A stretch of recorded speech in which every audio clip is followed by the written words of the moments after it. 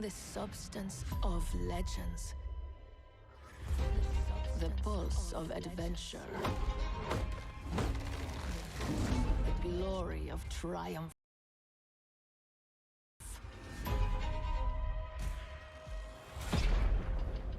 Eternum is life eternal. And death incarnate.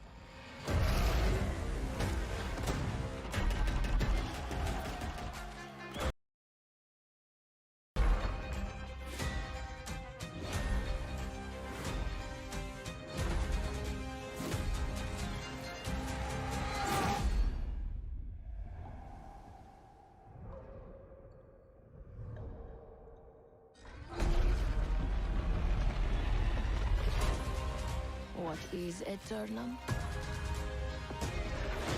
The fires of destruction. Rage and malice. Eternum is the truth behind nightmares.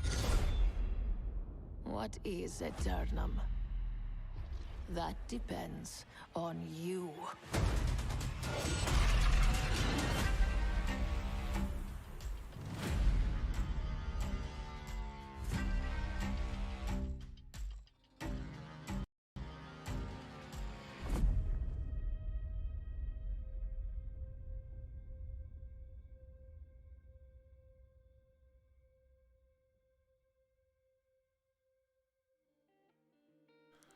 Alright, good morning everyone. Welcome to the NWO show, your source for everything New World. Of course, that was the trailer.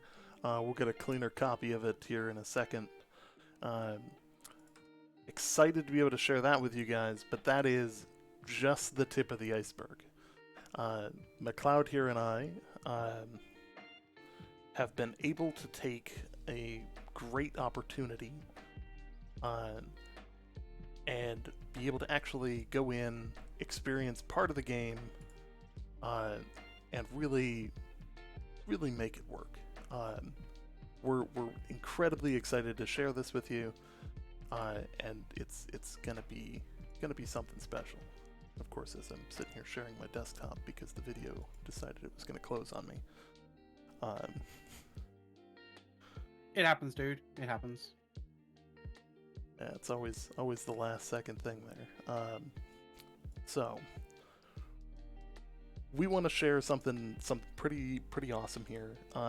We got the opportunity to play through the expeditions, and I'm actually going to just straight up start playing it, and that way you guys can see this along with us. You'll notice a couple of the people in the Try to stay on the chat with other side us. Let me resize the video a little bit here. We will do. We're gonna just like nuke stuff. I got me a musket just to try. Sweet. We ready for first pull? Yeah, why not? Go for it. There we go. So obviously, this is the Amaran expedition. The Amaran expedition is the lowest level expedition that you can play. So you'll notice that we're all around, level 20 something, level 30s. We've got a lot of extra DPS because we're all using, or a ton of us are using fire staffs, but you'll notice we are playing with a couple of the devs here, New World Junie and New World Calmaster. Absolutely, just so absolutely love this content. Like, this was something that, like, the enemies felt like they were difficult. They felt like they were quite tanky, but at the same time, if you weren't paying attention or if you weren't like managing your aggro, they punished you for it. Especially when you start triggering or over-triggering content. Good call. Forgot about that. Yeah, always use your passives. There were moments definitely where I was like a bit up and down. And I'm fairly certain I had a little bit more health and a little bit more armor rating than you. I was pretty reliant on my fire staff to keep my health up, which is kind of an interesting one. It was you know, I'm a big fan of the Fire Staff. Big fan of magic overall in the game. I think that it's really well done. You know, my character. So we're gonna play through watching from McLeod's perspective first, then we'll play through and watch from my perspective, so you guys can kind of see the difference. And McLeod here is switching between a musket and a musket, as well as the fire staff as well. So yeah. I eventually also switched to a spear at one point near the end, but like the majority of it is sort of musket play and fire staff play. I know that the musket had kind of gotten a bit of an increase bonus sort of like in the most recent patch, so I kind of wanted to just showcase how that feels now. And sort it of does like look like it's actually pretty effective DPS wise. I was getting high. I was getting high. Yeah, I was getting high, like 470s, low 500s. Oh yeah. Like some of the bad shots that were like, you know, low 40s or high 30s, or low 400s, high 300s. So New World Junie is actually doing the tanking for us. He's able to hold a good amount of the aggro with his sword shield combo. He's able to trigger stuff pretty well with the hatchet throws. Now, what I do want to say, which you know doesn't really get covered too much, is oh, this is very nice and you know is looking nice and smooth, you know, fairly smooth and detailed and stuff like that. But like, you guys are probably playing it on like absolute like demon PCs. I'm gonna say this right now: the most current bit of hardware in my computer right now is a 1070. I'm playing on a 10-year-old CPU. Although it is a hexacore that is overclocked to 4 gig, but even so, like, you know, I am not using balls to the wall a balls to the wall PC at all here. I am playing in 1080 though, and I think you were playing in 4K, right? So, seeing as we have exclusive content with the devs, was the stream planned at the same time a coincidence or not? It was in fact waiting for the embargo to lift. Because we played this particular expedition last week. A number of other content creators were invited to this. So first off, I want to thank Amazon Games for allowing us to take this video for the special event. Really kind of enabling us to show off some really cool stuff and some first-time gameplay showing off these expeditions. Definitely. So just so you can kind of get a perspective of the gameplay, I'm also connecting to I believe it's a East Coast server on here from the United Kingdom. So you can see my stats at the top left. I've got a return trip time of 110 to 120 milliseconds as my ping. So you know, bear that in mind, and also it also is kind of interesting because you know, I'm still able to get like you know, decent headshots and stuff like that using the musket, even in sort of fairly fast gameplay. So that's pretty cool. Open sesame seed.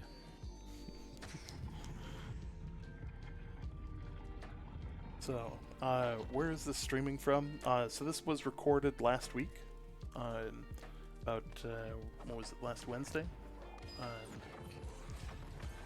And right now it is straight up streaming live. And in terms of people who have access to this, there's a couple of groups of content creators who made it through and got to record some video. There's also going to be a number of, I believe, Q&As that post throughout the day in various different markets. You want this Ravager to come in? So I think that there's going to be potentially more that even we haven't seen. But this is in fact our video. This is level 30, and the expedition itself is level 25. or we're level 30. The expedition's level 25, so we're a little bit over leveled, but at the same time, like you can see, like McLeod here has taken some pretty serious damage. Just because you I'm know, sitting some random. But we've also got Cowmaster here doing life staff work and keeping us alive. So, you know, If you just saw that, that was my dodge this moment, where I just like put my musket right on top of someone, one of the withered's faces, and just like unloaded.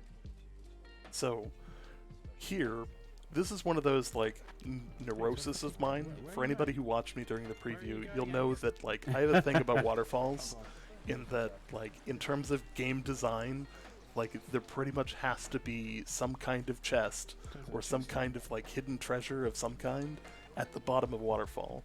So I jumped down there and was like, oh my god, hey, you know, fulfilling my dream of having, you know, there's a couple of river crests as well there for water moats.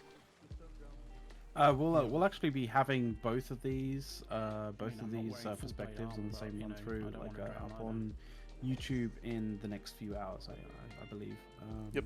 You know, for you guys to watch in full HD with all the audio and stuff like that. Yep. I do want to apologize ahead of time. McLeod here is much better at the tech side of this. So his video actually recorded in 1080, mine recorded in 720. So mine, when we play through it, in a small viewer, probably won't look too bad. But yeah, it doesn't look too bad. I upscaled it. You know, it looks alright actually. Upscaling it a little bit and sharpening it a little bit, like it's done very good. So you probably wouldn't notice too much, dude. yeah. There's no swimming yet, as you guys noticed. You if you sink to the bottom of the water, you trigger your breath timer. They haven't changed that from the preview. Yeah, so one of the few things that people haven't really seen is the ice gauntlet in action, really, to be honest. And there is definitely some ice gauntlet action going on in this video. Oh yeah. There's, you know, that's one of the effects. That's one of the special effects. Gotta slip away for just 1 second. Mm-hmm. And so what you're kind of seeing is, essentially, it's like us, you know, as a 5-man, kind of just getting through these mobs. The sort of, I do believe Ace, you are using the ice gauntlet as well as the fire staff. Yes, I was swapping in between the two, because one of the abilities is that little tower pylon, and it just continues to apply DPS. So figured that was a good one to use on occasion, as well as the AOE kind of sphere snowstorm is actually pretty effective. So some of the stuff that we were also able to do during this, you know, we had a good opportunity to chat with some of the devs and really talk to them about, like, how we thought things went, what we'd like to see and stuff like that. Like, it was really a great experience. Really, I can't thank them enough for letting us do this. And yeah, like. So this is one of the some of the sort of interesting mechanics that's in here is the fact that those kind of like big haystacky kind of nest things are actually places where these sort of like withered will actually respawn at if you don't kill it. Yep. So if you kill all of them but leave that the haystack kind of like nest there, it'll respawn new withered. So you kind of like, it's one of those things where you have to get rid of the thing that isn't actually attacking you before the things that are attacking you, or essentially, alongside the things that are attacking you. In the case of AOE. So yeah. Oh. Otherwise, you're just constantly fighting waves. And so, does it scratch the itch for the old dungeon dive type feel? It does. I think it does. One of the things you'll see throughout is that we pick up believe it's ectoplasm in this one. It's a expedition-specific drop that only drops in this expedition. All of the other expeditions will drop various things that are exclusive to them as well for crafting, but it is, in terms of certain stuff, you can only get it from here, and you have to run the dungeon over and over to farm it. So McLeod, And I got something there. Yeah, I picked up I think along the way I picked up there's the shard. Or yeah, I think it's the shard of it. Ectoplasm. But I also picked up a vial, I think, a little earlier as well. So answering the question from chat here, how are you able to stream despite the NDA? This is a special creator event. You'll see in the top right corner, it says special event. It does not say alpha. And the reason for that is that this is not actually from the alpha. This is from a private build that is specific to this special event. So this is being released in coordination with Amazon Game Studio. Entirely sanctioned by them, so we're all good. Yep. Because I know that there would be a ton of people that would be like, "Oh my God, I can't believe can't believe you're breaking the NDA." The NDA is not involved here. This is entirely in the coordination with them. So, with how much I harp on people on Reddit and stuff like that, like it would be very hypocritical of me. It would. It definitely would. But that is not the case here. Absolutely. So I do want to quick pitch. Hey, make sure to hit the follow button. Follows do actually help the channel. If you have Twitch Prime or feel like subbing to the channel, feel free. All the support is always welcome. Our goal is to bring content like this to you guys as soon as we get it, or as soon as we're allowed to share it. And we do plan on doing stuff like this as often as physically possible. And of course, once the game comes out, we will again be, streaming as often as we can. So, hey, thank you for the gifted subs. Oh, damn! Thank you very much. Yeah. Many thanks. Well, what I thought was really cool was at the start of the expedition, I think it's rated as minimum 3 and minimum 15, right? So if you really wanted to have an absolute challenge, like I think going in there as a group of 3 at level 15 would be a mighty challenge for you in this particular expedition. Yes. So the nice thing about just follow in chat here. We are going to post this stream will go up on YouTube as well, but we will have the individual playthroughs from both my view and McLeod's view, back to back. Both of them will be on YouTube as well. So we're excited. We're pretty pumped to share that. So you can check those out, and I think we might also actually do a few smaller, maybe 2-3 minute videos of some of the interesting things that we found out, that we saw on the as we were playing through. So like the new additions to the game within the past month or so. For those just joining, this is the Amarine Expedition. This is a special event we were invited to basically record, share, and play through one of the expeditions or dungeons in the game. This one focuses in on kind of the Barkamedes, Simon Gray, Foreman, I can't remember the Foreman's name. Nakimara or something like that. Yeah, something like that. Nakishama or something. Is this unlocked now? So it's really in terms of a dungeon crawl, this actually you can see it it feels like you're going through, you're collecting stuff as you go through. A lot of the weapons you're picking up are relevant to the level that you're going to.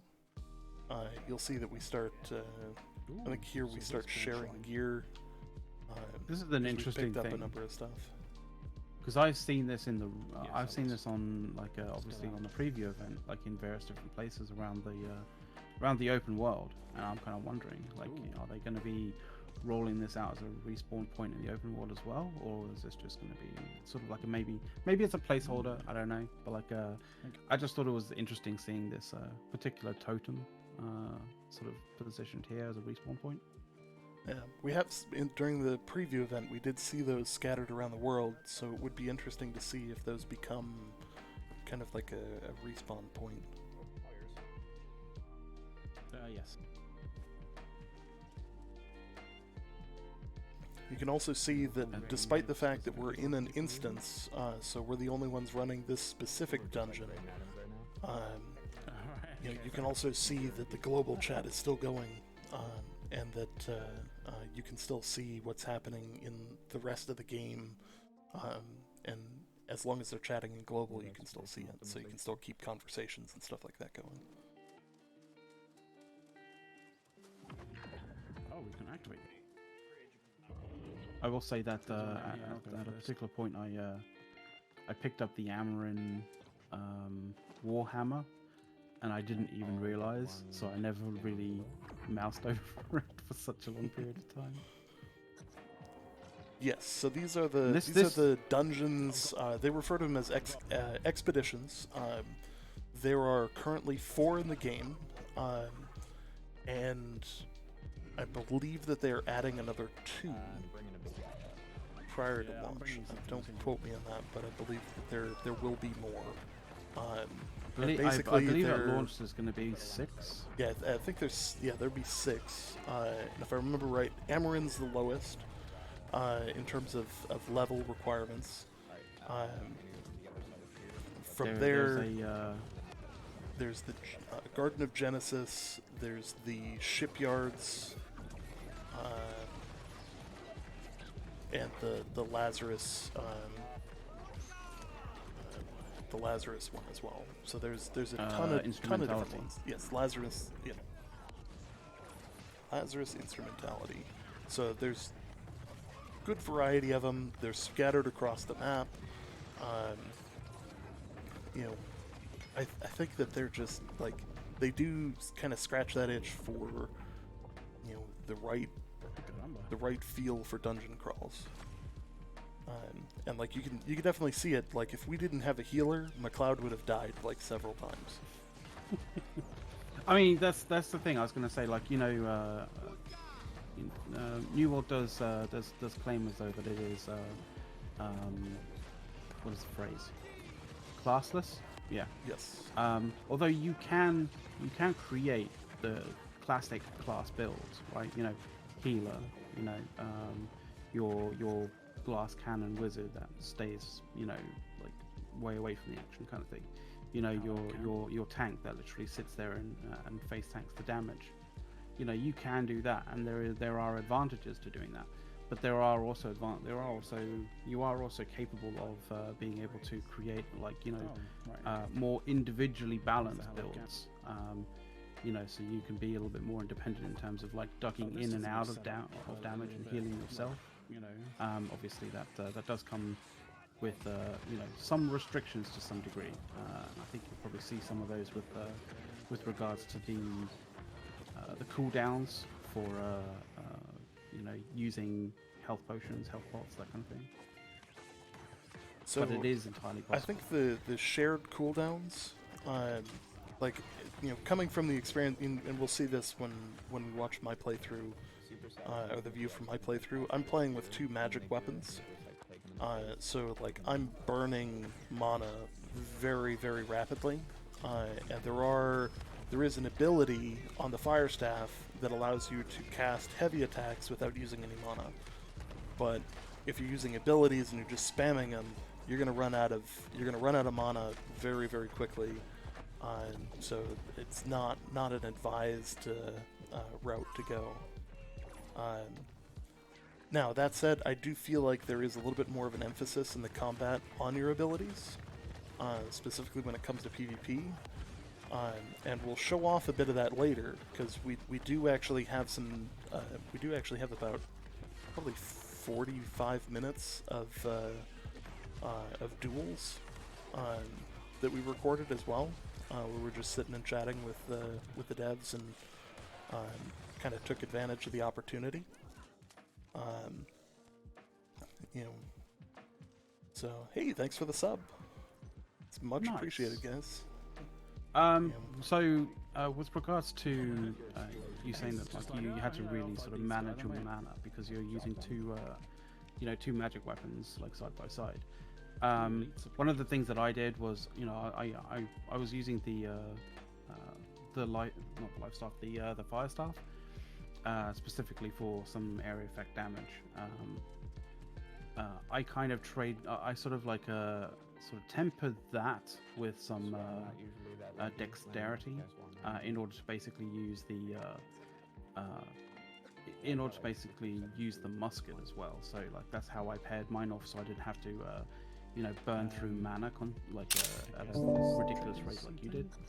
The only thing was, you know, with the new sort of stats or the new attribute threshold bonuses, like I didn't get to 100 intelligence like you did. Like I hit 50, and then I went 50 on intel and 50 on I believe on dexterity. So like I had the bonuses from, you know, from those, whereas you had the bonus from the 100 intelligence. Yeah, which added, I believe, added to the crit chance. So that was definitely a lot of fun. Like I was playing kind of a, you know, glass cannon type build, but understanding how how the fire staff on hit, the more enemies that it hits with the incinerate, which is the currently McLeod's R, enables you to take additional health, so you gain a percentage of your health back based on the number of people. In a not so eloquent way of putting it, it gives health to basically being a suicide bomber. You know, run into the middle, take as much damage, or take as many people and damage them at the same time, and it does a pretty good job at it. Yeah. So these are some really interesting attacks that are happening while we're fighting this, you know, while we're fighting the foreman, right? And he takes me down like really, really low at one particular point. I wasn't entirely certain how you were able to keep yourself up. I think maybe you're being healed remotely, sort of thing, and also probably making sure that you're hitting that special to give you health. That thing was tanking. Oh, I do want to take a moment just because Crown brought it up in the Discord, or in the chat here. We do have a Discord in which, you know, we host conversation. You know, we chat all the time. It's not just about New World. We do have a lot of other interests in terms of like tech news, and there's some channels in here that truly go really random with, you know, some of the stuff that McLeod and I watch on YouTube, and like we try and keep the conversation as fun as possible, and we're pretty much chatting in here most days. So feel free to join us. Otherwise, we've also automated a lot of our news feeds, so that we know anytime that there is any new information for the game, we get it here and we post it. You know, it's posted automatically. You know, we have you know, like for instance, just now, three things were posted. You know, links to you know, a few of the Q&As that happened. So press was given opportunity to ask some questions, and that exclusive to us. That you know, we'll be able to cover those as we go along as well. Yeah, we also have things like community created content as well, like the feeds that happen to that. So any sort of community content creators that you know we like, we definitely make sure that we syndicate their stuff on our server as well. You know, because we're good guys. Nice guys. And we've got a number of people that we do that for. You know, because like if we're not covering something and somebody else is, we still want to make sure that the community's informed. And that's, to us, that's probably one of the most important things. Additionally, on the Discord, we also have what is basically, you know, I don't even know how to describe it. The largest collection of all of the art that you can possibly find in New World, including some of the stuff that you cannot get elsewhere. That was used as, you know, internal promotional material for Lumberyard that we managed to find, acquire, and post up on the Discord. So, yeah. So it's just a generally a great Discord feeling. So, answering one of the questions from chat here, how does the tanking ability work as far as holding the focus of the enemy mobs? Is it like a taunt or something? One of the weapons does actually have a taunt, but there's a threat level, and there's actually like equipment that you can use that will increase the threat that you kind of your character has, so that enemies are more likely to attack you, and as long as you are, you know, perceived to be the biggest threat to them, they will you know, stay on you. So for instance, you can see Junie, despite the fact that everybody else is just, you know, hammering on that guy, you can see that New World Junie was you know, able to hold the aggro with his shield, despite, you know, not yeah, you know, despite not actually doing he also much damage. there was also an interesting sort of like shield status effect kind of thing going on with it when he was holding a block with his shield there, which was kind of cool. I do believe like if you go into that area, like you get additional sort of like defensive status effects, which is kind of cool. I would also say that like whilst rewatching this, I kind of I get the impression that unlike the bow, the musket still sort of has the kind of like a negative effect of being body blocked every so often. So you know that is the thing, but even so, it's also kind of a little bit difficult to land headshots when there's like, you know, raging like snowstorms going on in front of you and around enemies. So thank you very much for that, Ace. That was difficult to actually try and get those headshots because you kept dropping those snowstorms. Yes. Cheers. Let's see here. And this is the final boss run. This is actually Simon Gray, as you can see.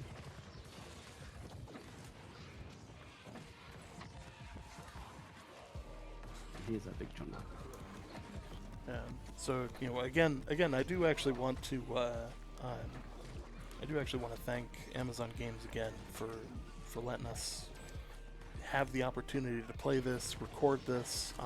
We played this expedition last week, Wednesday, and have been relatively quiet about it. You know, I think about as big of a tell as we could possibly have is planning a show ahead of time. For anybody who's followed us for the last, you know, year and a half, you know, you'll know that most of the time we're doing it last minute, so it's rare for us to plan ahead like this. But this was, you know, just an epic opportunity, and I can't thank them enough. Like this was a lot of fun. Oh, for sure it was, dude. Like, I like the fact that like, also that you know the Amazon employees that were like with us in the group, kind of decided to do the tank and healing kind of thing, so we could you know, we could experiment with fits and experiment with like you know, like what roles we wanted to be. So also, somebody pointed this out. You'll see throughout that they have added the achievement system. So you'll see the achievements pop up in the top right corner. I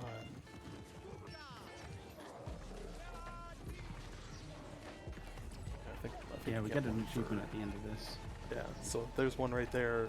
You call this archaeology. I believe that one's for killing Simon Gray. How was it overall? After a year and a half of streaming content for this game and being involved in the community since early Alpha 1, I can tell you that I am still incredibly hyped to be involved in this. And I am, like, if it's not obvious, I'm super hyped to be able to actually just share this stuff with you guys. Like, there's so much that we've been able to do, playing the alphas and playing stuff like that, like, we haven't had that opportunity to share it with other people. So, like, that's what I'm really looking forward to. I'm hype level 100, like, it's over 9,000, We've always said that like it's always been like really difficult to do a talk show about a game that we can't show you, or that, like, all the content that we can show you is like months old or years old at this particular point. Like, this is pretty fresh. It's literally like last week that we did this. So all of the kind of stuff that you see is pretty much current to how the game is and how the game feels. Like, as you kind of like, if you ever sort of was like keeping an eye on my FPS, like, I think maybe I dipped below 60 once or twice, but not by much, like maybe by a frame or a couple of frames. Like, all the while, like, I was at max, sort of graphics settings at 1080p, and I didn't really drop below 60 at any point. So here they're actually showing us the trade menu, so you can see how it is to actually trade between people. They want to make sure that there's a secure option to trade between players. I'd already locked in my side, so that's why it's not.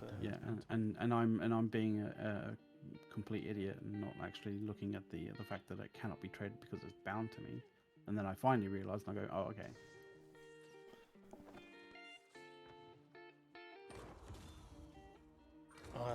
Along the lines of threat, will other team members be able to pull threat off the tank? I believe it's actually just referred to as threat itself, like threat level.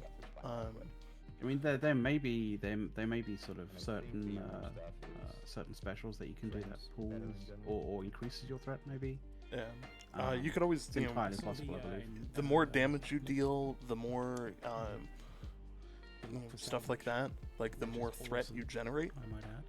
So, like, you could easily, if you're out DPSing somebody and they're not, they're not able to show enough threat or build up enough threat to maintain holding the attention of the enemy, then it will switch. So I just sort of show, like, looking here, like I was making a point to sort of show that they have a new locking mechanism as well. The lock to basically disable you from accidentally salvaging something that you want to keep, which is really cool. Mm-hmm. That's gonna save people a lot of pain. This all wraps up. Oh yeah. I think it was oh yeah, for sure. We're gonna be having pre-processed a number of very powerful equipment that I had no intention of actually reprocessing. I can tell you that having that in there is a godsend. You guys had a good time? Especially when it comes to when it comes to crafting a lot of different things in order to sort of appease the RNG gods as such. Like you get to a point where you're just fast you're fast sort of salvaging stuff, and it's very easy to mouse over something that you actually really want to keep and just fast salvage it straight away. Mm-hmm. So we're going to swap to my point of view. You'll notice this is a little bit more grainy. I want to apologize ahead of time. I accidentally recorded instead of at 4K, which I intended to. I recorded it at 720 or 740p, which is not what I wanted, but is what it is. You guys can still see kind of my point of view. This is Fire Staff combo Ice Staff. So you can see, okay, hey, I've got got a number of abilities, that I'm going to focus on. So McLeod's PC is actually pretty ancient. I think that's the appropriate way to put it. Were you running it at full graphics? I specifically have like a bit of the video that you didn't see that was before this. That I literally flicked all of the settings to max. Okay. So the previous one that we looked at was me playing 1080p at max settings with a 1070 and a hex core, a 10-year-old hex core overclocked to 4 gigs. Yep. With DDR3 RAM. So like that should give you an idea as to how good this thing runs on ancient PC hardware. Yeah. So to clarify, the NDA is still very much in effect for people in the alpha. This was specific to the special event. So if you were in the special event, you have the ability to post the content from that special event. You'll notice in the top right corner it says special event instead of alpha. Whatever you do not post alpha footage. They are very adamant about not doing that. It will not go well. So yeah. Let's see. So now, for me, I was hovering around 50 FPS. I've got a little bit better of a rig than McLeod does. Unfortunately, again, the video here is a little bit more grainy because I recorded in 720, but my computer is actually playing it in 1440. So like, despite being a technically better computer, I'm getting less frames because there's a little bit more detail. And of course, it doesn't come through in the actual video because, God forbid my computer record things correctly. It's those little things that you kind of miss when you're sort of at the events, and you kind of overlook it. It happens. Like, it happened to me. I was able to sort of somewhat rectify yours as well as somewhat rectify mine a little bit. Like, yeah, you recorded in 720. Like, as you can kind of see, it's still fairly sharp because I was able to upscale and sharpen it a bit for this particular, for the recording that you see. For mine, my audio was all out of whack. Like, the gameplay and everyone else's voices were really low. My microphone was really loud, so like I had to sort that out, and so I kind of did.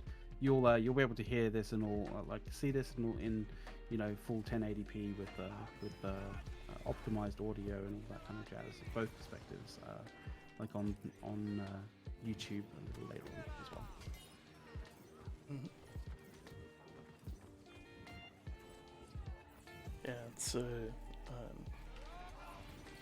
so you guys can see, like, I'm combination of using pots to keep my mana up, but also you'll see me run out of mana a number of times here, because I'm just powering through and using as much of my abilities as I can. Will there be another content creator event before the closed beta? We don't know. Oh, here they come. If we did know, we couldn't say. Try to group them up. So, as much like, I honestly have no idea if there is or not. But I mean, we didn't really know about the event until sort of quite soon, like when it was happening. So, you know, there could very well be. We just, you know, we don't really know whether there are going to be any. And obviously, you know, because of anything regarding like an NDA or sort of like what we had here, which was essentially an embargo until a certain date and time. We couldn't really release information about you know, about this particular event until after the embargo, obviously. So, you know, that's the reality of it. That's the reality of alphas. That's the reality of game development. That's the reality of sort of press events in general. Mm-hmm. And I could tell you, McLeod can vouch for this as well. You know, waiting for the embargo to lift this morning, you know, we were sitting there and we're like, oh my god, like, you know, can't wait to just go live. Like, I want to just go live and show people, you know, show people the game, like finally start sharing it with them. You know, but had to wait until, you know, just the last second. You know, and you know, obviously there was an agreed upon time. Tried to not telegraph that as much as possible too. It's an agreed upon time because that way it's fair for everybody, right? Yeah. If everybody knows that you can go live at this point, like if you jump the gun, then you're basically being, you know, a dick to every other content creator who's actually, you know, abiding by the rules. Mm-hmm.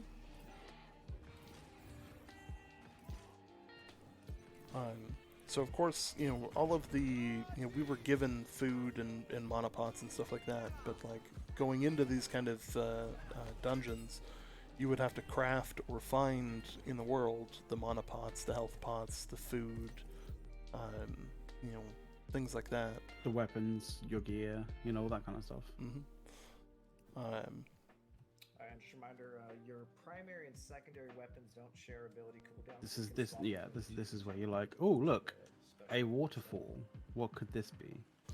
So, I have a thing about waterfalls that, like, you know, it is what it is. Like, there should always be a reward at the bottom of a waterfall.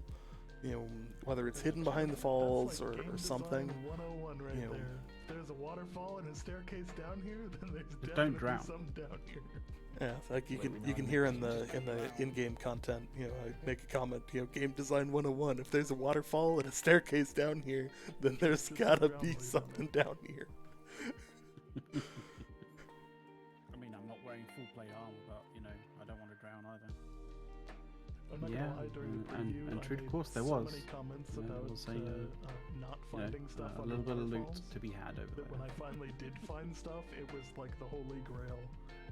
And obviously, as you progress, as you see, like there are sort of like little hints and tips as to how to kind of progress, and a little bit more sort of backstory as to you know, what had happened to what was going on with Simon Gray's sort of expedition into the Amarin excavation site.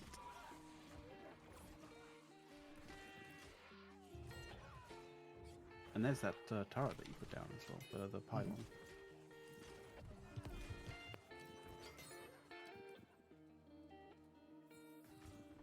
What's interesting is they had actually warned me about using the ice gauntlet, that there might be some performance issues, and I actually didn't notice any problems with it,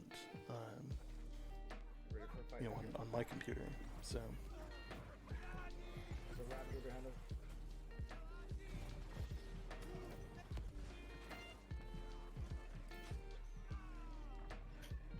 Trying to get at it. Trying to shoot through that ice storm is like so difficult to find heads. Alright, I got him. I just want to let you know because like that was really difficult. So, pros and cons about the expeditions. Pro, it's instanced. In my opinion, that is a good thing, especially if it's something that you want people to redo over and over again. I think that's going to add a lot of additional content while not limiting people to wait for respawns. It also means that Amazon gets to be able to like really lock down the performance of that, of all the fights and all of the situations that you sort of encounter in each expedition. Oh, it wouldn't surprise me. There isn't currently, but it wouldn't surprise me if they added something like heroic versions, where the enemies are much more difficult. So like you could get higher level equipment out of it. How would do that? Those kind of things. With the item I in think your that one of the inventory. cons would be that once you pass a certain level point, that the expedition's probably not very challenging. At least this one wouldn't be, but like naturally there's 4 other currently in the game, and there's 4 total in the game right now, and I believe they're aiming for 6 for launch. So it's not like it's not like there's not ones for higher level people.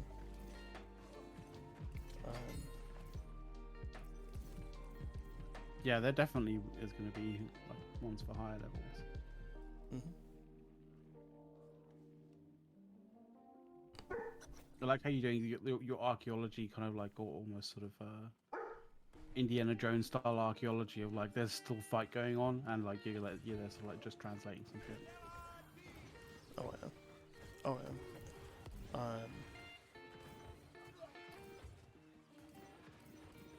So when we get to the end of this one, I'm going to load up a video of my full-length video. McLeod, do you have your recordings from after the expedition? I do, yeah, but I'm not Like quite the sure. the if I can duels and upload stuff like it in that? time. I do, but like I don't have it in a place Yeah, that that I'd be able firebomb was a lot more get up. effective than my little sword. Okay. Unfortunately. I mean, you got your side of it. It's all good. Yeah. Okay, soften it up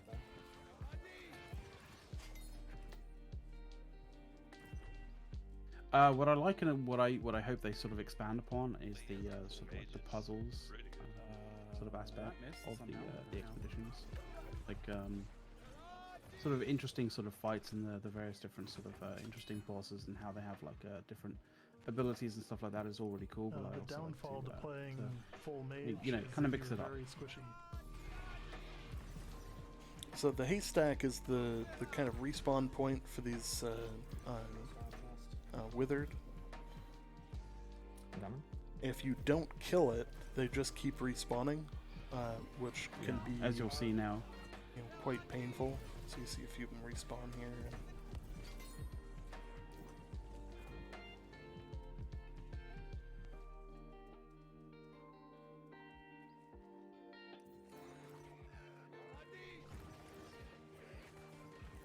And you just like immediately on to the next.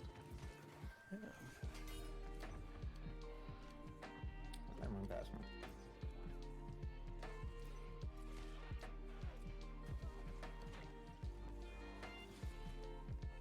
There's that pylon again.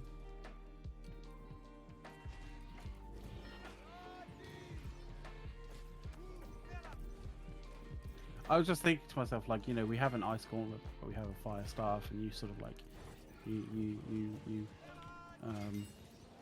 made mention that you're using an ice staff, and I was thinking, like, what will be a fire gauntlet be? Like, it'd be an oven glove, wouldn't it? Ooh, I got an achievement update. Just out of interest. Alright. How do you unlock it? Oh, I think we're supposed to go to that ball in the middle. It's cause some kind of like I really like the sort of fairly interesting sort of set pieces that they have inside of the inside of this this particular There's so many tempting expedition. leaps of faith in here. Yeah, I can make that I'm jump. kind of wondering whether at some point there may be some interesting sort of maybe at some point maybe having a climbing puzzle. There's actually something kind of interesting about this that I thought was kind of intriguing. When you see it open up, like if you get to peer into it, I'm not sure whether you ever looked into it, but like it kind of almost has a bit of a stellar feel to it. It's kind of like almost, it's almost like there's like a central sort of sun.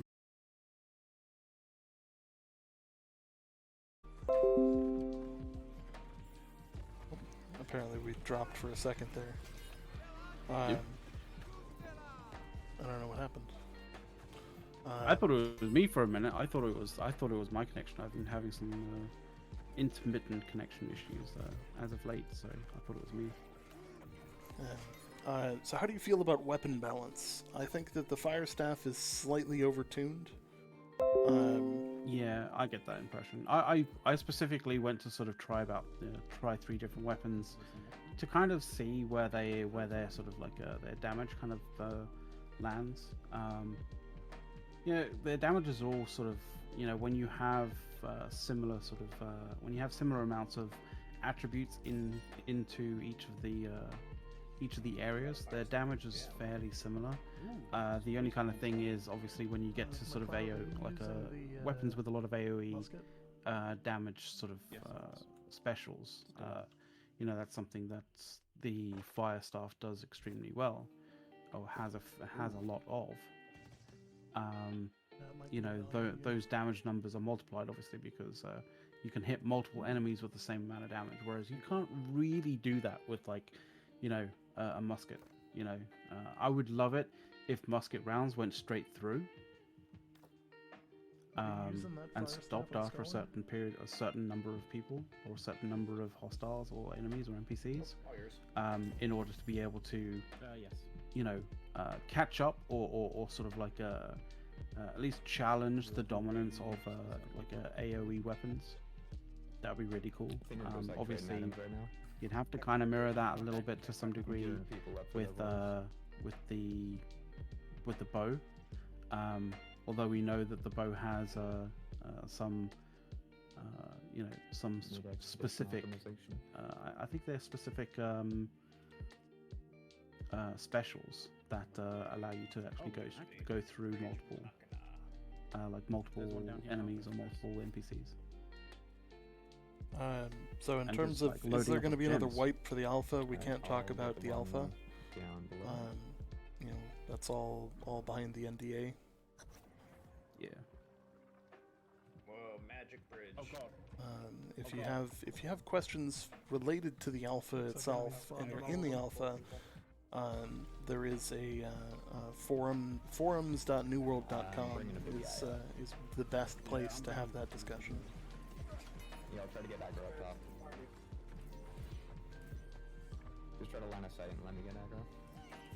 I'm a big fan of the bridge in here as well. Like, Alright, I got I think the unlock, but also like put everybody at risk by splitting them up.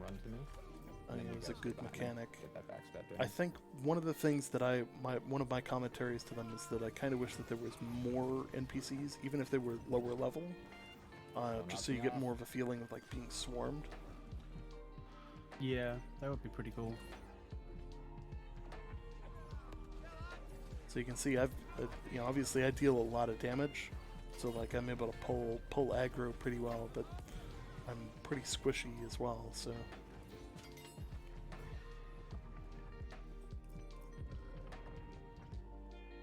There was actually a point like on something of note on one of my like a little earlier on in my perspective of the excavation run, where you killed a bunch, I think you killed a hostile, an enemy sort of without me touching it whatsoever, but I still got XP from it, Yes. which is good because on the preview event, it wasn't like that. You had to tag on to enemies in order to get it, and it was revealed after the preview in an interview with one of the devs that in actual fact that the system was meant to work, that if you're in a group, you don't need to tag on to enemies in order to get sort of a part of the XP kind of pool that that killing enemies kind of gives your group. So it was good to see that that system is functioning correctly. Ancients were big fans of their big open spaces.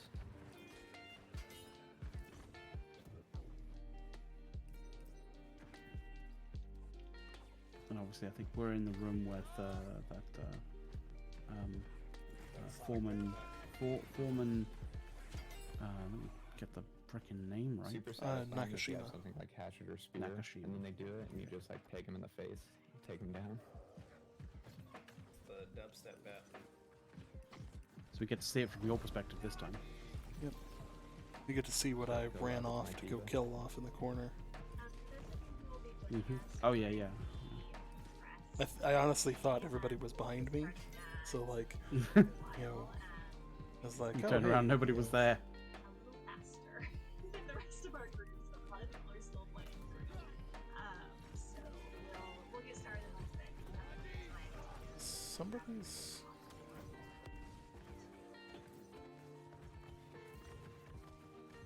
What's up? You could hear audio of another stream. Oh, that's interesting. Oh no, it was. Sorry, it was commentary from the video. Yeah. So the event was kind of interesting. They had content creators and also press, and obviously you've got different things that you want to do with different groups.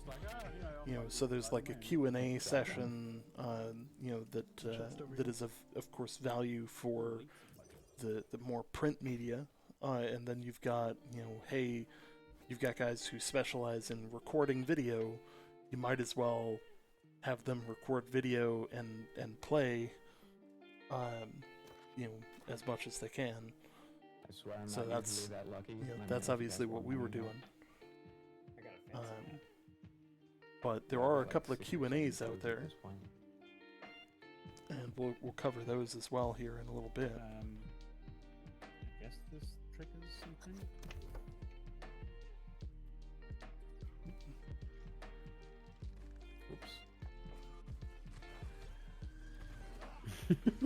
What are you doing in the middle of this?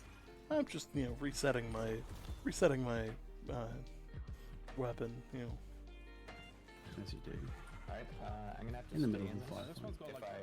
if you're I mean, running I like the stuff. fact that you can. Obviously, there's a lot of trepidation. There's a lot of a lot of things that can go very wrong with that in a very short space of time. But it's kind of interesting that you can have the capability. Oof, that hurt. To be able to potentially, refit and change your loadout on the fly to some degree, anyway. Yeah. I think I was really just looking to make sure that I had the ability to start conserving my mana so that I could use heavy attacks. Feels on it. He's magic resistant, so this is much harder to kill. These attacks from Foreman So- Nakashima is like Counter really to our quite entire punishing. party. Yeah, for anybody who's played Diablo, the kind of like AoE effects that are placed onto the ground by high-level enemies, Stay in that. it feels very similar to that. Mac. So like the purple circle, if you enter or exit it while it's up, it causes a stun. You get the ghosts that go across and cause AoE damage to anything they hit. There's a lot of like Base physical defense is higher than. more traditional Just tanky dude. dungeon crawl type feel with the NPCs that really add a lot to it. Wow, that thing. You definitely kept your distance from those particular attacks. Oh yeah. And I'm very squishy, so that was my intention, is to stay very far away from taking too much damage. I think the thing is, when the loadout that I was running was like, I was thinking to myself, well, I'm not as squishy as Ace, so I could probably go in there a little bit more and Mhm. still being and then realizing, oh, I'm still pretty squishy, so I think I should probably duck out this fairly quickly. The gem slot +7 intel. So we do also have, we were able to copy all of the mastery or skills and mastery trees for all of the weapons. 272 for me. So we will have that It's got 8 int in the when we get a few minutes to write down all of the skills and masteries. We will make sure to have those on the Discord. Cool. So you get more damage against things with debuffs. You know, we'll probably just post a video of going through all of them. Oh, you can be sure for that. Yeah. And so there's a ton of stuff there. Where do we go from here? A cool shirt. We're going up these stairs, yeah. Oh, nice. And you can tell I was changing stuff out as I played, and figure no sense in Back here. Keeping the default. yeah. So one of the interesting things with the ranged opponents is occasionally they like take a run off in like a random direction. So like it's within a certain amount of space, but like it's around a corner. So like it sets their pathing to go way away from people, which is kind of comical at times. But it also leads to groups getting split up, which I think is a good benefit to keeping it. Very much so. I was about to say exactly the same thing as always.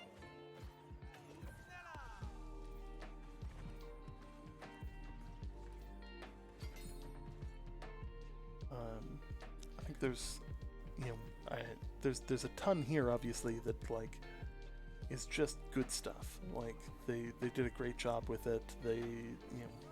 I like the respawning nests. Like if you don't kill the nest, it just respawns everything, which I think adds to like the complexity. And like you can't just like blindly run through without like some level of strategy. Except for the record. And I mean the other thing to note here is that we do have a healer, and I think that is basically required. For anybody who played the preview, you'll know, hey, there was a lot of that required. Like health is a difficult commodity. You can have health pots, but it only goes so far. And really having a good healer who knows their role and knows what to prioritize is really important. So one of the things that I kind of like about New World than sort of other things is the fact that it doesn't have kind of tab targeting. Mm-hmm. That is sort of a little bit more freeform in that regard. Yeah, I think it's just I think for a lot of people it's just like a different flavor of fighting either close range or long range. I think close range, it kind of gives you you have to be very cautious and careful as to how you approach certain things. I would say that like a lot of the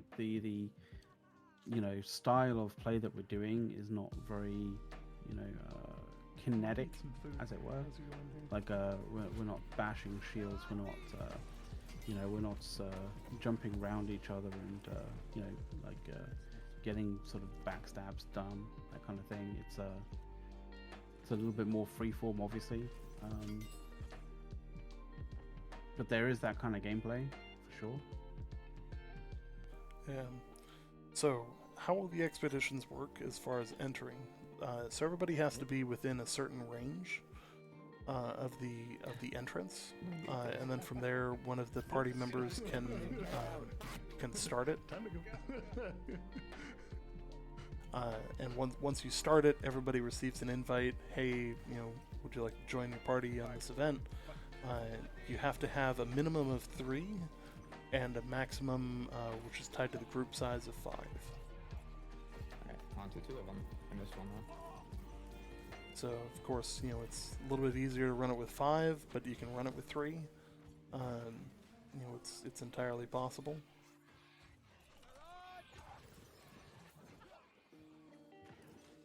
You can see I spend a lot of time ducking, diving, dodging. Like if I'm gonna get in you're a close and dodgeball use my aficionado. abilities. Eventually he triggers onto me because I'm dealing too much damage. I have Fountain 3. At one point he knocked me for 6 and I'm like really low. There you go. Yeah, there you go. Like, oh crap.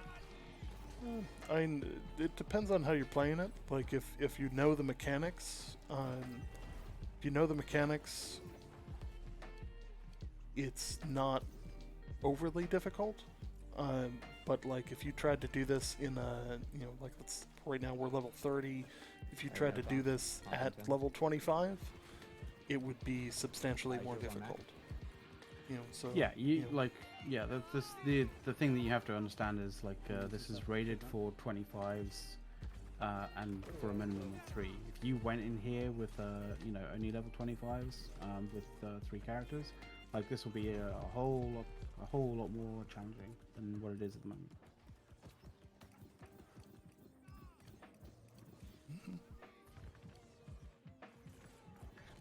Yeah, I mean, the other thing to note is that McLeod and I have thousands of hours of experience in this game. So, like, there's a certain level of making it look easy. That we know certain things and we know how to dodge at just the right moment to avoid damage. Yeah, those were a few of us. Those kind of things are a lot more tricky. And a little bit different than most things. Oh, I actually haven't yet. Yeah, I'll let you guys get an opportunity. I don't think it's overly easy, especially if you're lower level. And the higher level enemies are also substantially more difficult. So like one of the complaints that people often had in the preview was that if you fought one wolf, you fought them all. Well, that's really only true if you fought a level 5 wolf, you fought a level 5 wolf. Great.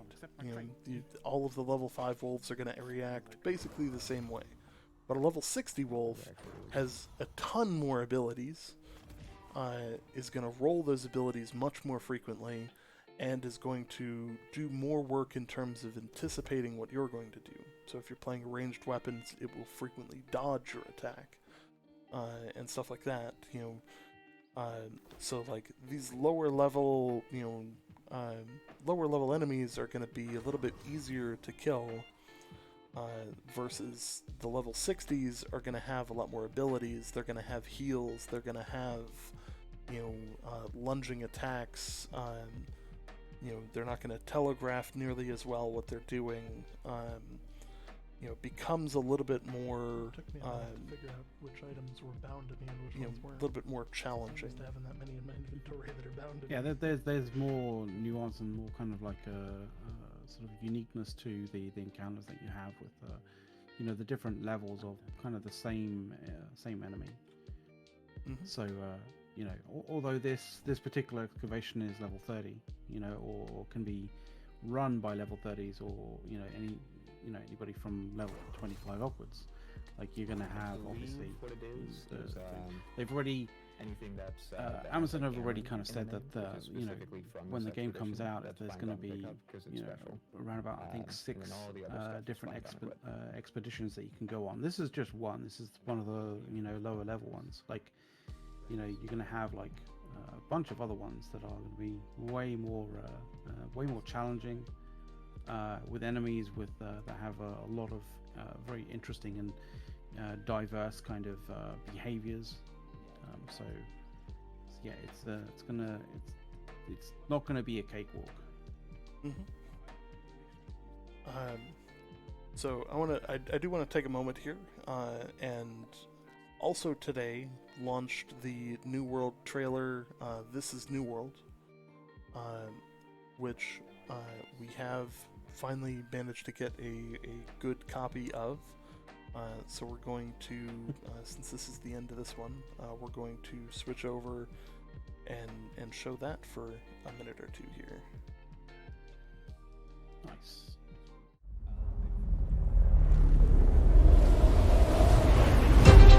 What is Eternum? The substance of legends. The pulse of adventure. The glory of triumph. Eternum is life eternal. And death incarnate.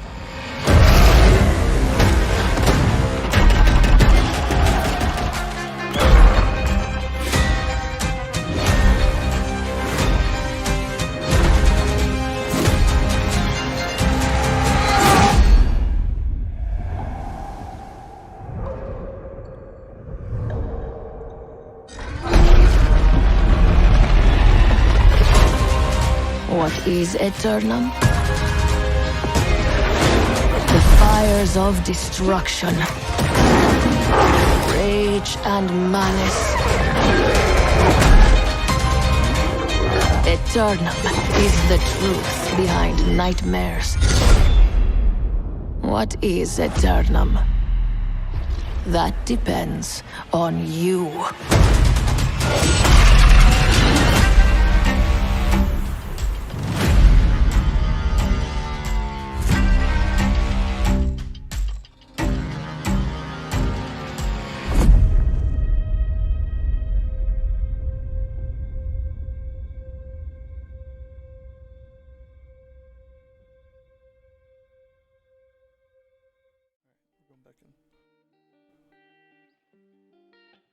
Alright, so, after the event was over, we had the opportunity to do a little bit of PvP. So for people that were, concerned that, the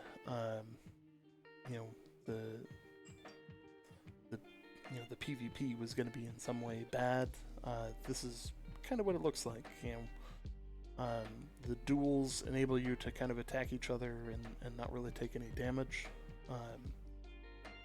and kind of have some fun with the PvP.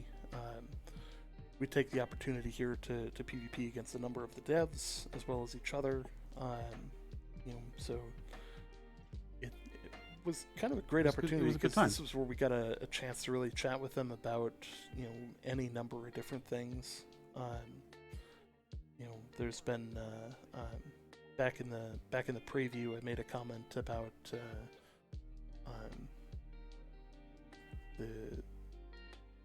one of the settings menus, and this is going to sound really nitpicky, but one of the settings menus, I always find it useful that if you're going to have a communications menu that says it's push to talk or voice activation or whatever, if you select push to talk, it should show you what your push to talk key is. That kind of thing. So we had the opportunity to chat with them about a number of little things. I think Junie's I do recall that that particular setting, that particular situation was one that I was a little aggravated about as well, because initially when we were setting up the group, we were trying to figure out coordination and stuff, and half the time was spent trying to figure out where the where the push to talk key was. In all of the, obviously in all of the key bindings menu sort of window. So for duels, if something influences the duel outside of the two players, it cancels the duel. So Barkimedes here triggered on the turret triggered Barkimedes right before the thing started. So naturally, when it finally did actually hit one of us, we were able to turn around and kill it after it interfered in the battle, and then started to fight each other again.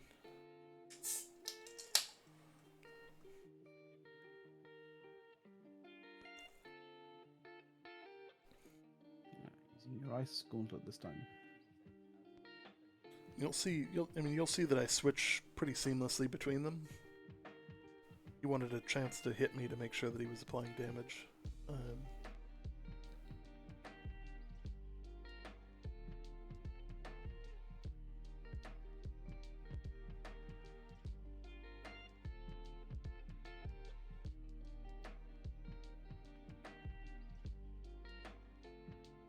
So my thought process here is, get him to come in close, and if he wants to come in close, he's going to have to take additional damage.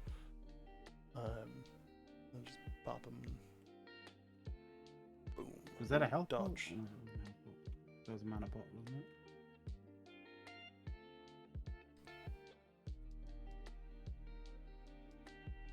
it? Got him.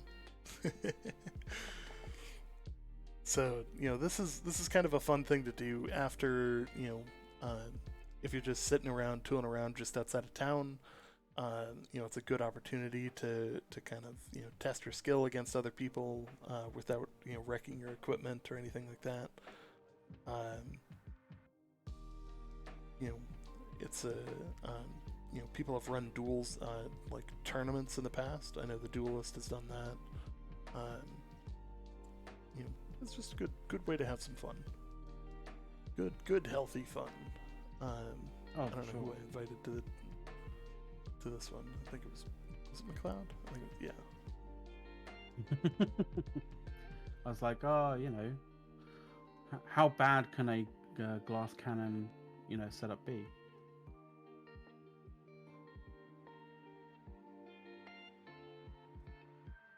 As he tries to dunk me. He gets a good ability there, but it doesn't connect. The second one doesn't connect, which kind of annoyed me. And then if you're both flagged for PvP, so for instance, me and McLeod here are not flagged for PvP, so nobody could just run up to us and start attacking us.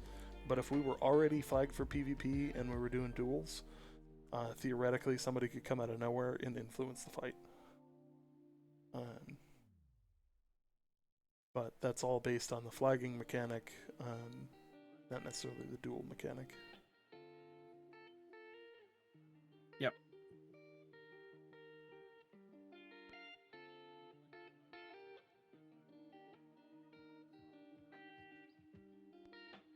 Interesting idea of putting the pylon right in the middle of the thing. Mm-hmm. That way, if you want to take it out, you gotta go in there for it. And end up getting slow debuffs. Mm-hmm.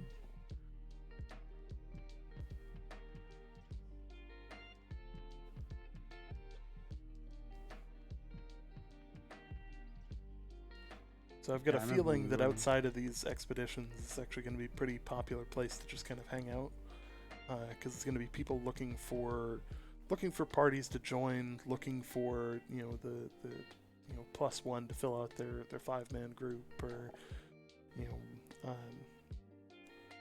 what were the repair costs? You can see that my staff and Ice Gauntlet are pretty well repaired. They're still in the 80 or 90%. So not bad. But of course, the more you use a weapon, the more damage or more durability hit it takes. And that's just a matter of time. I just kind of realized, I should have expected you to use the ice staff, considering, you had a corp called Sub-Zero.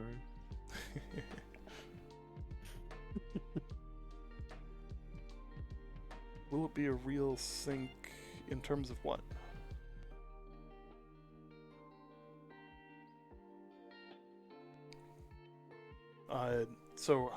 For low-level equipment, it's not overly bad. But for high-level equipment, the cost for repair is gonna be up there. So I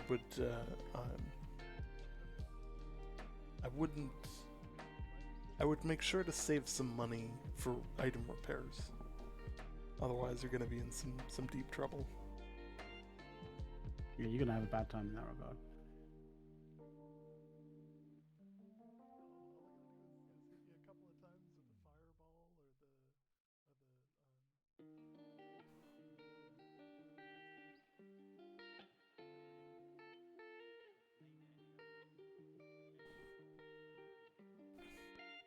One of the things that I think I remember seeing on the new video that dropped, it seemed as though, and you know, you can call me out if that's incorrect, obviously, but it seemed as though there was a degree of a house pet that you would normally consider to be just a house pet being alongside you out in the wild. Now, I'm gonna quickly find the video and go back to it and see what I can see, but I'm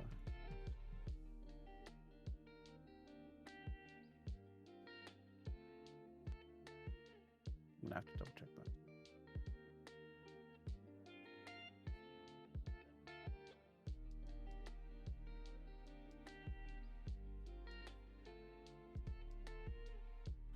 Sorry, the office sent me an email.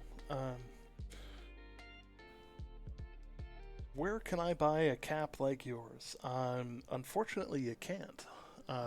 These were given to a select number of people during the preview event as kind of a creator gift package.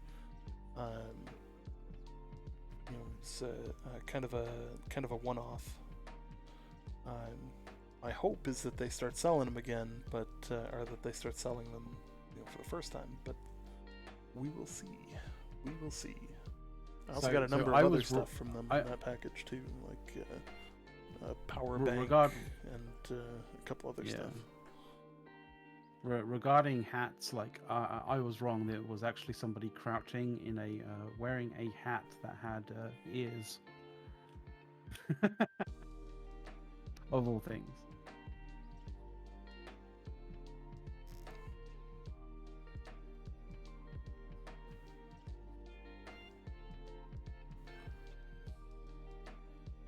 But yeah, like I think this is a good, like, I thought it was really nice of them to like let us kind of hang around after kind of everybody else had kind of left. And we're just kind of taking the opportunity and chatting with them about different things and getting to showcase some of the PvP in the game, and not just the stuff that was happening in the expedition itself, but also what does it actually look like to PvP in this game. I think that's a valuable, at least from a sort of like a dueling or one-on-one kind of perspective. Like, when you get into sort of like the larger group battles, like it can get hectic very quickly. My hope is that we can do something with like Outpost Rush and stuff like that down the road. I think that'll be really valuable. I think that'll be a lot of fun. But we'll see what their plans are for that. Yeah. I think when it comes to sort of fighting one versus many, there are definitely sort of options available to you to be able to do that. It also, the fact that the game is not tab targeted also kind of helps, I think, in that regard. Oh yeah. Because your attacks can hit multiple people. It's not just like, it only hits the guy that you're tab targeted to. Like so in that kind of sense, your ability to not just use like magic or AoE attacks against multiple people, like it is possible to potentially have like more melee based attacks hit multiple people at one time. So in that kind of sense, fighting a one versus many situation is potentially a little easier or a little bit more effective or more possible to be to do, compared to sort of a game that has sort of tab targeting, for example.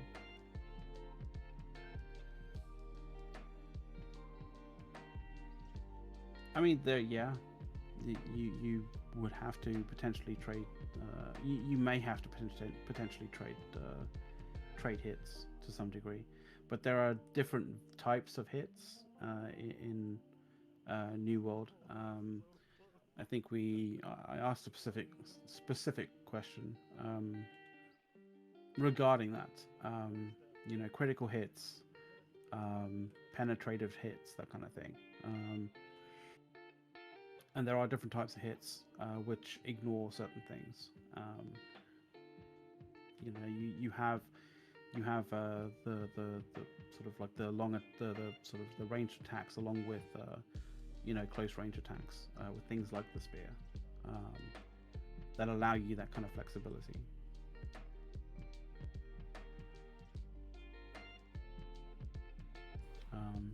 Okay, yeah, so like we definitely discussed a few of those sort of things regarding the different types of hits that you can do, and that definitely translates to something that can be flexible when it comes to a one versus many engagement.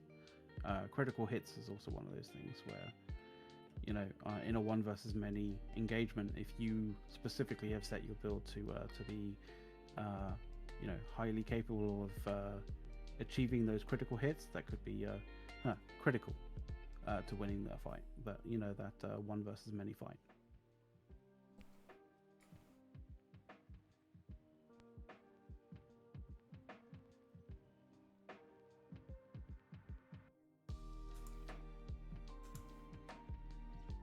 Oof.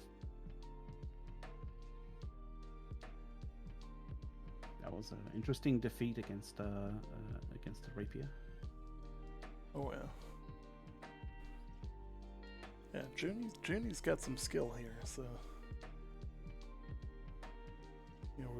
we definitely made a few comments about the fire staff being a little bit on the more powerful side than it should be, but it does have its counters. If you can hold range from it, obviously like the incinerate deals a lot of damage, but being able to actually go in and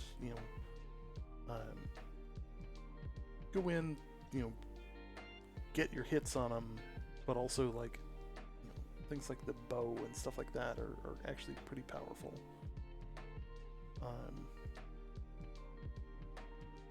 Yeah, the bow has a very there's options on the bow to sort of make to give a lot of debilitating status effects. I'm also getting pretty lucky here that McLeod can't aim. Yeah.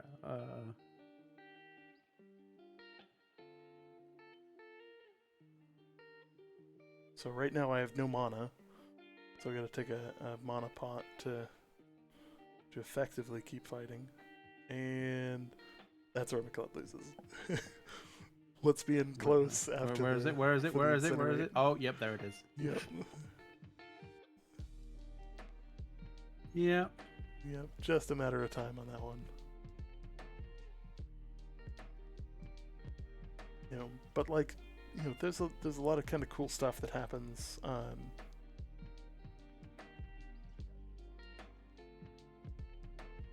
The thing is, they don't allow outside influence. They're like.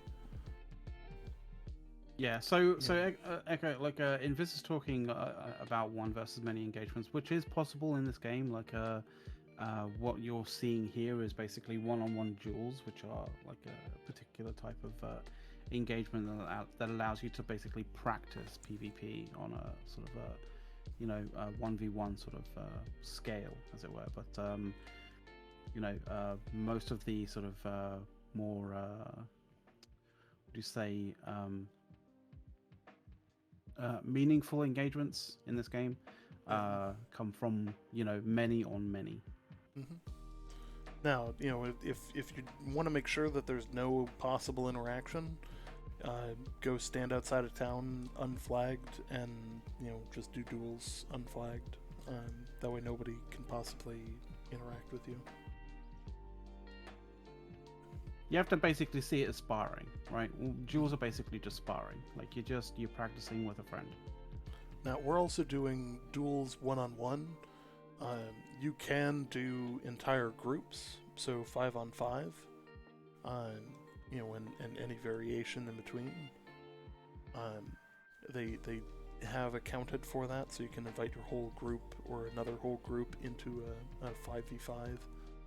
So if you want to practice, you know, kind of a medium-sized PvP type situation, you know, it's a pretty fun way to go about that.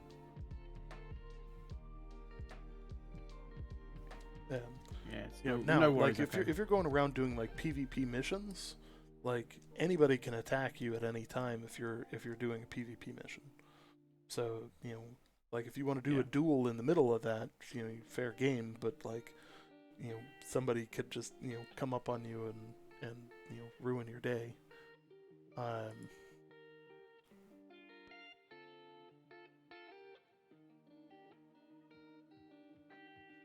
go back to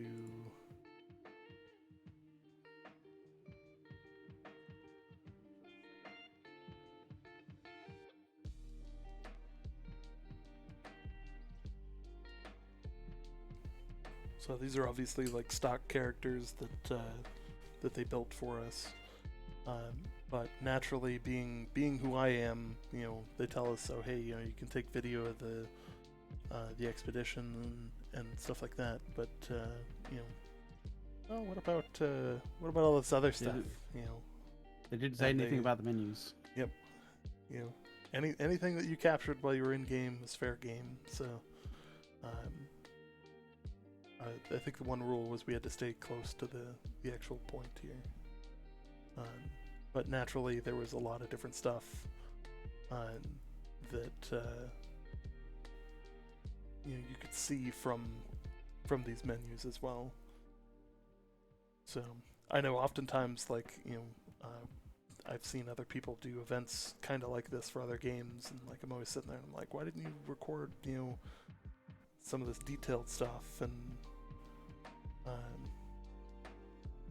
yeah, you know, like when it comes to the UI, they really have done a lot of work. Really have made it, you know, so much better, so much cleaner. You know, and like the one thing above everything else that I gotta give them credit for every single time is that they very clearly listen to their community about what needs to be added, what needs to be changed, what doesn't feel right. You know, you showed something fairly interesting just there a minute ago. The ability to change factions, yeah. Yeah. Yeah. Yeah, Crown. Yeah, that was the thing.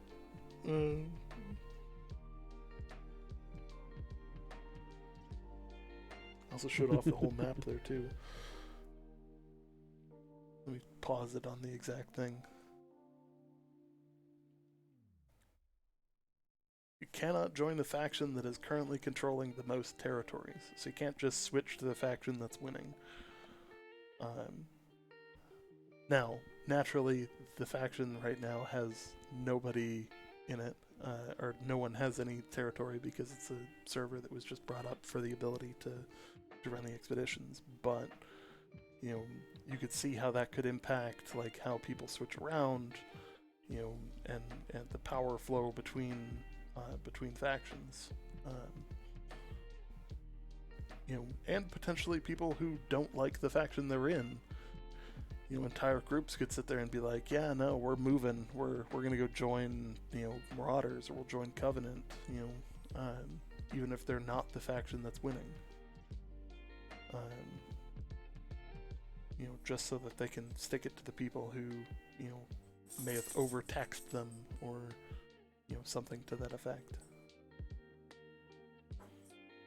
There's always going to be a degree of friction that goes on between high-level PvP groups.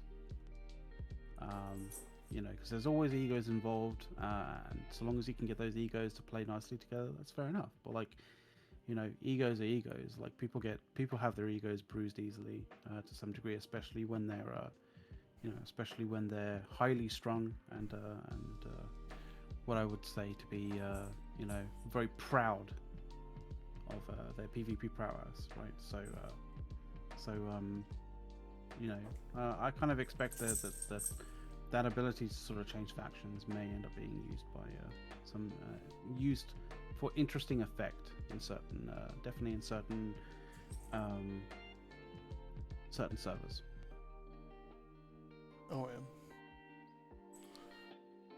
Because you have to understand that like there is always a sort of a psychological and a social kind of like a element to this game, like especially when it comes to sort of you know, when you're talking about groups PvPing against each other and that kind of thing, and the fact that it's, you know, it's a world that is going to be persistent after the launch. You know, you're not going to have situations like other games where, you know, oh, we're resetting everything, you know, because a new version of the game is coming out or a new patch is coming out, right? Like, you know, the work that you do, the person that you are, the skills that you create, the sort of relationships that you have with people, you know, are all going to be something that persist, and you're going to have to deal with that. Wait, you mean actions are going to have consequences? It's almost like cancel culture has been, you know, a thing since the beginning. People are just, well, you know, at all levels suffering, you know, because of their poor actions. Sorry, had to take the jab at right-wing media there. Had to be done. I mean, you're not wrong. Can't like sort of a degree of that has existed and has always existed. Yeah, I mean the ultimate cancel culture was, you know, taking on the Nazis. Just saying. You know, you went there, did you? Okay, we went there. We canceled the crap out of them.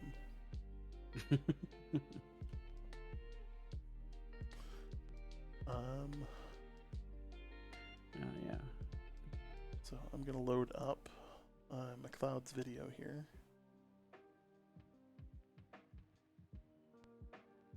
I don't think I can did find the right. Did you? Oh God. Oh, just so you know, like a little kind of tertiary sort of thing. That you guys may have missed out, or you may not have noticed that AMD's Infinity FX, basically their version of DLSS is coming soon.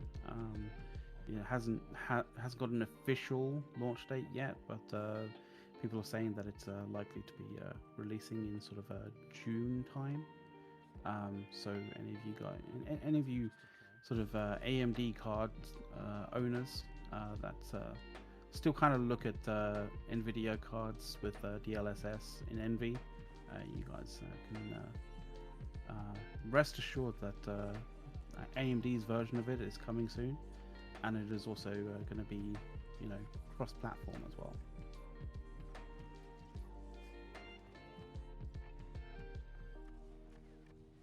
This is the thought. Like I saw the AMD kind of pop up on your screen like a little moment ago, and I was like, Oh. Yeah, I currently run a Radeon 7 graphics card, and the I think it's a 2800 CPU, 2700. I, of course, last year, for those that were following during the preview, have been, you know, interested in buying a new gaming computer and retiring my current one to be more of a streaming rig.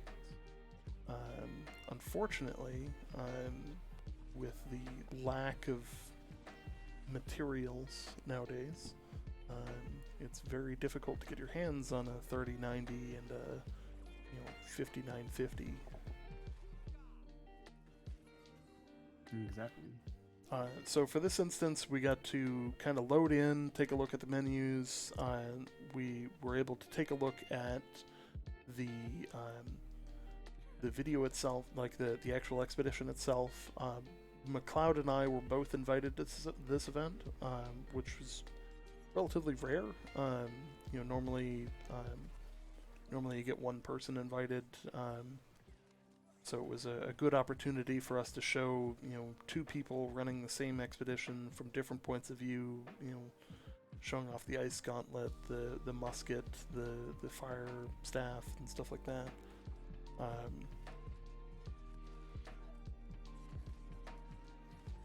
So did New World balance the game between PvP and PvE gameplay, or is it more leaning towards one or the other? So I personally think it's pretty balanced. If you want to own territory, you pretty much have to PvP, because you have to either, to destabilize the territory, you have to run PvP missions. To take a territory, you have to run the 50v50 siege and win. And then, the bonuses that you get from certain, from like, because there's a whole bunch of bonuses that you get from owning certain territories, as well as owning territories in general. But some of those bonuses really will affect your ability to dominate in open world PvP, like open world PvP specifically, especially in a situation where you might be a little maybe overburdened by the amount of people that are attacking your holdings, or basically pushing your standings, or your kind of like influence in those holdings down anyway. But there's definitely also rolled into those bonuses as well are potential bonuses of regarding I believe progression in some way, shape or form, and also PvE. So it's kind of like there is the interconnect there for sure. Mm-hmm.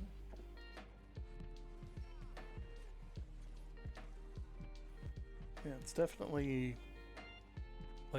worthwhile. You've got the forts as well, which require pretty consistent PvP to take, capture, and hold. Especially like if a server's full, it's going to be an ongoing fight for that fort for a long time. Like, it's not just going to be a one and done. It's designed to be something that you consistently fight over. And you're doing it for the rest of your faction, so that you can all gain the benefits of owning that fort, not just a couple of people. So I think that those are definitely going to be like hotbeds of PvP. Some people would state, based on the patch notes, some people would state that some of the forts aren't super worth fighting for, but a lot of them are, and like it's more nuanced than a lot of people have the depth of vision to see.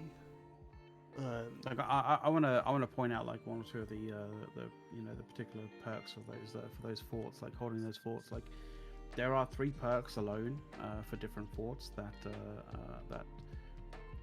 influence the amount of I think the amount of Azoth that you use for fast travel, to the point where I believe I haven't checked this or been able to sort of verify this at the moment, but like, those perks will potentially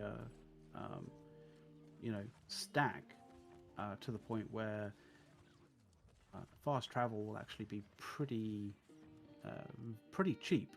And when fast travel becomes pretty cheap in that regard, it means that your ability for your group as a whole to be able to just up sticks and go and defend another location is infinitely infinitely better than your opponents, for example.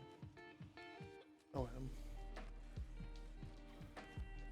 so I mean, it's definitely worth fighting over.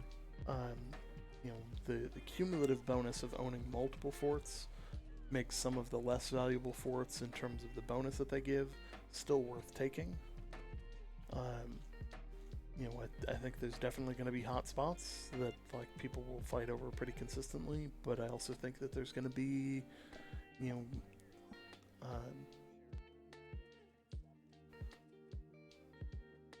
there's going to be more to it. That's the best way to put it. Like, it's more than some people would want you to believe, and I believe that it's adding in a genuine incentive to PvP.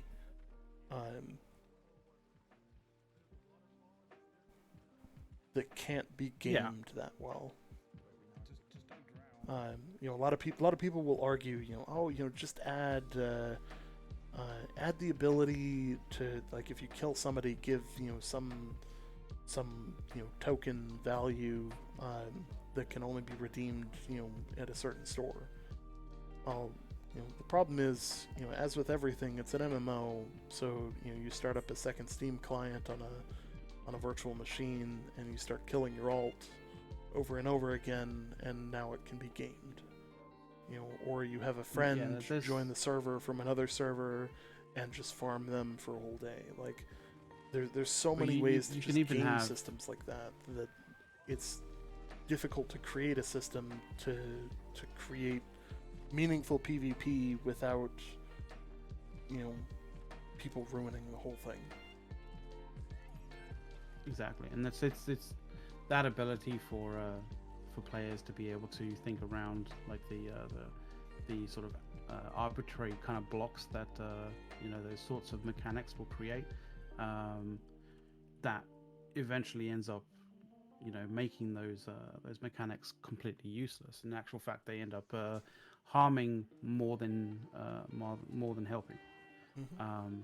Because you kind of you had that the thought process of getting around those mechanics on a individual or like a personal friend basis, right?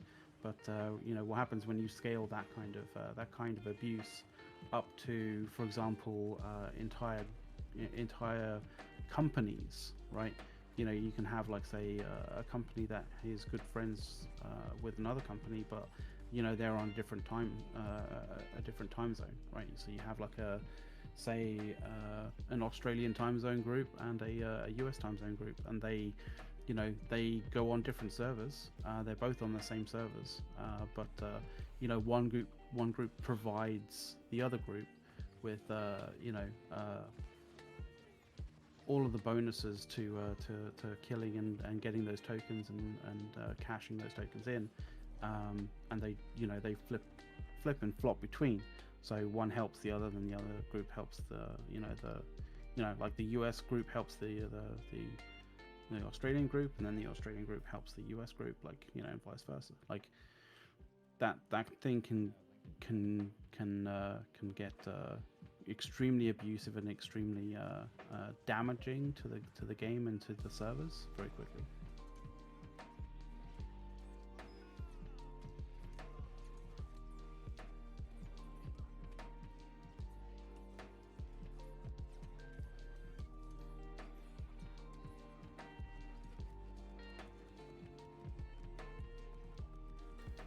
Turn into Reddit here to see what the community reaction is. Oh yeah. It looks like it's overall positive.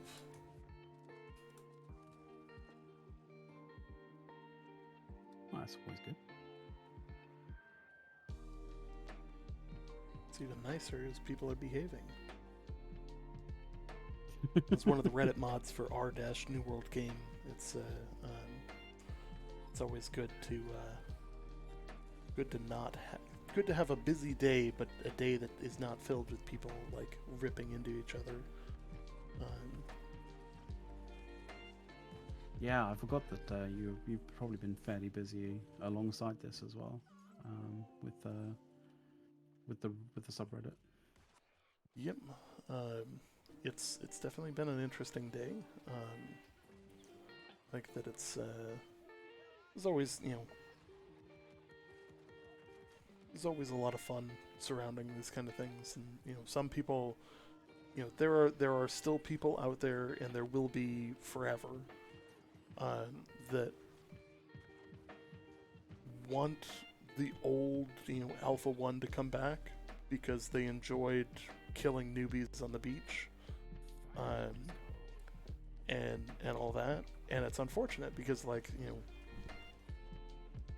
they're just dredges on society at this point, because there's a few people that literally just cannot move on, that have pretty consistently been challenges for things like the Reddit and some of the Discords. Bloodborne, how's it going? It's good to see you. Big fan of your content, by the way.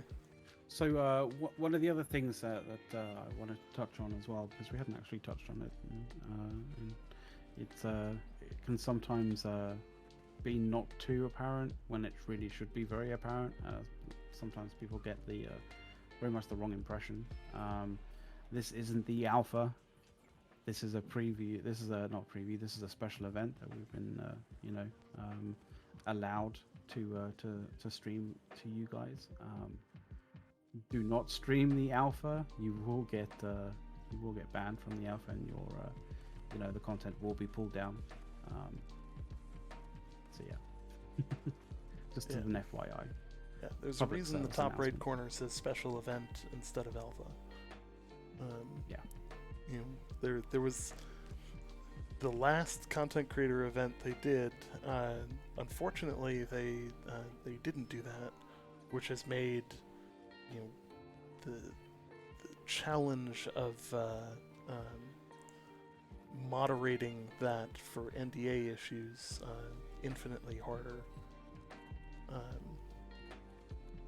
So You kind of reminded me when you were talking about the subreddit, because I was thinking like, oh, you must have been, you must have had your hands full like dealing with people who thought that they could just start streaming the alpha when in actual fact they can't.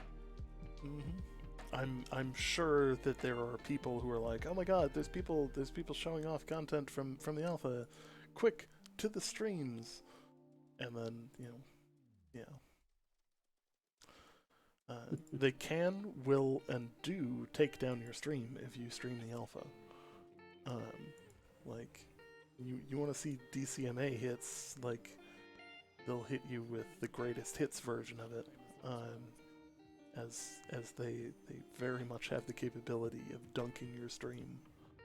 And I've seen it 2 or 3 times. So out of interest here, when you see this thing open up, right? Have a look. It looks very stellar. Like there's like concentric rings and orbiting styled rings to that interior. Oh yeah. I feel like the art team and the sound effects team, these guys really know what they're doing. The sounds are crisp, clear, the sound, yeah. A lot of the time when you have a sort of like an MMO game, the sound can sometimes just get be the last thing to be considered. But they really, the sound is full, and you don't really hear it.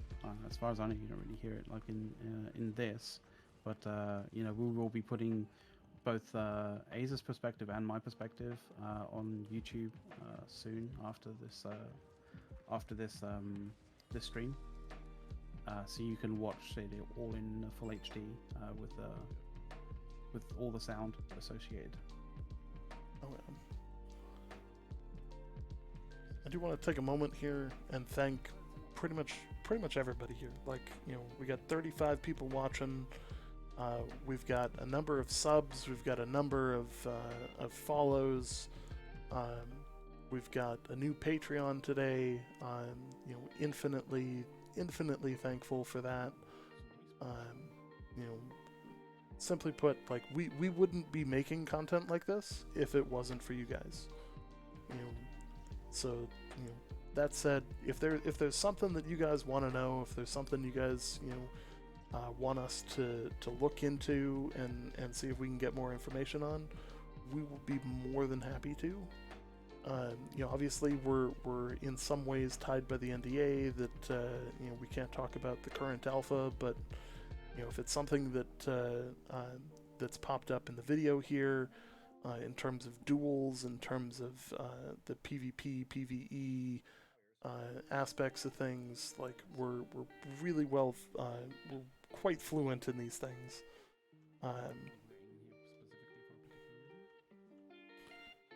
You know, it's again, thank you. That's what I want to go with that. Yeah, we've been getting a good amount of follows recently, so that's really awesome. So if you're not a follower of the channel, definitely hit that that follow button. Also, we're probably going to start to ramp up our YouTube kind of content a little bit more as well. So yeah, if you see that content, or if someone sort of links you that content, like, you know, definitely check it out, and you know, chuck us a subscribe on YouTube, because that always helps. Oh yeah. You know, so there's all those kind of things. We are, you know, of course, you know, looking to kind of enhance our channel in various different ways, new types of content. You know, I'm slowly working on ways to do some actual reviews on equipment. It's been there's some technical challenges in terms of you know, how exactly I want to do these reviews, but I want to be able to do these reviews while ensuring integrity on the review. So for instance, in the past I was going to do a review on the Secret Labs chairs. However, if you scroll below the screen, you'll realize that we are affiliated with them now. That is because I feel that the chair is actually of a high enough quality that I can put my name behind it. But I don't think that it would be proper for me to run a full-on review of that, because, you know, naturally there's a financial incentive to create bias there. So, you know, as I can tell you, as somebody who, you know, sits in this chair 14 hours a day, if you include work plus gaming, you know, it is probably one of the best chairs I've had. So if you're interested in looking at them, the link is below the stream. We're also, you know, affiliated with Amazon itself. You know, and I find that yeah, you know, and I find that to be a good that's opportunity. kind of an interesting where, one. like, if you want to pre-order the game through Amazon, if you want to pre-order or buy stuff through Amazon, if you click that link, anything that you buy from Amazon for a little while after that is actually directly supporting our channel in some way. So we do appreciate people who do that. So yeah, because that's an interesting way of being able to you know, to being able to support the channel, because it doesn't actually cost you anything more than you were going to be doing anyway. You know, but just using those referral links to Amazon, you know, they do help us. It's great. There is obviously a New World merch store as well on Amazon. If you follow the link below the channel, there's a place you can buy, like, you know, hoodies and t-shirts and stuff like that. You know, I've got you know, both the t-shirt, the hoodie, you know, the hat, obviously, and stuff like that. Unfortunately, you can't buy the hat, but soon, hopefully. Yeah, soon TM. Yeah. You know. Goddamn, I want one. Yeah. Yeah. One of these days we'll get you one. You know, somehow. But you know, it's a it's a number of different things that we've been working on. Obviously, like getting involved or getting more involved in the creator events like this. We're hoping closer towards launch so that it's a little bit more relevant. We're hoping to have a actual like straight up special on the creator program. So if you guys have any questions that you want to ask Amazon Games about the creator program, make sure to join the Discord and let us know. We're trying to put together as many good questions as we can, so that we can really flesh out a good special on the creator program itself. Of which you'll notice we use the creator logo on our stream, for a good reason. Oh yeah. And that reason is FCC compliance as well. But yeah.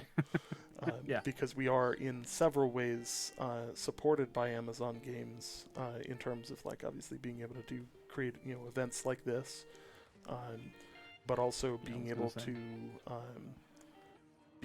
run some of our transitions and stuff like that were actually developed by Amazon Game Studio for use for the creators. And that's something that we're infinitely grateful for, because it's high quality stuff, and of course it's assets that we didn't have to pay to create, or didn't have to go through the process of having to create ourselves. So yeah.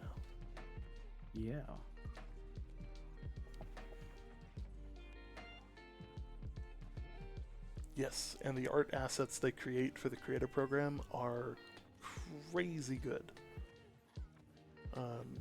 Just some really cool stuff.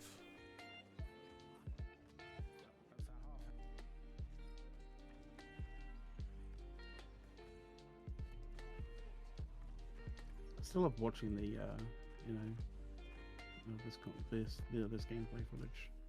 I always see something, some additional stuff in it every single time I watch it. So, finally got access to some of the Q&A material. So we're gonna start going through that. How many expeditions will New World include at launch, and how replayable are they going to be? They currently have 4 expeditions. One of them is level 25, one of them is level 35, level 45, and level 55. And they have 2 expeditions planned for max level 60. Our expectation is that the endgame expeditions can be replayed. The main focus will be on getting crafting materials and weapons, and that's for all of them as well. How complex do the controls look versus ESO? I personally think the controls are a little bit easier than ESO. There's less abilities. Like, fundamentally speaking, you're using your mouse to aim and kind of move around a bit, and then WASD plus QRS or QRF is going to give you your abilities, and then 1, 2, 3, 4 are going to be your hot swap items and stuff like that.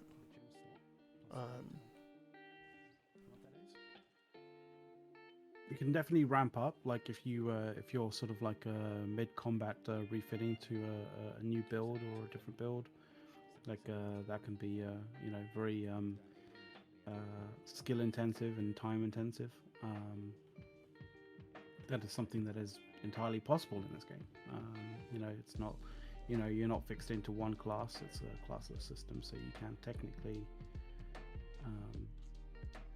change class if needs be, but it does require a little bit of resources that are I think some of them are capped, and it also does require you to really know what you're doing and be able to do it quick, because the downtime on that could end up killing somebody in your group outright, rather than just being downed.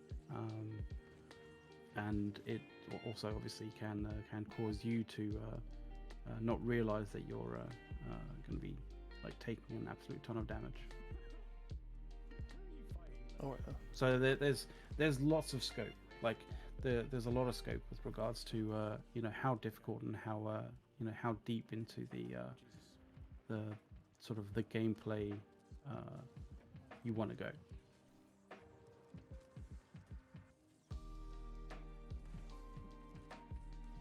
Oh yeah. I'm just looking at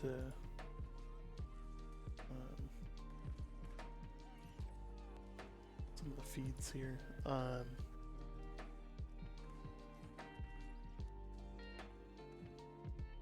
I think with certain builds, button spam will definitely get you killed.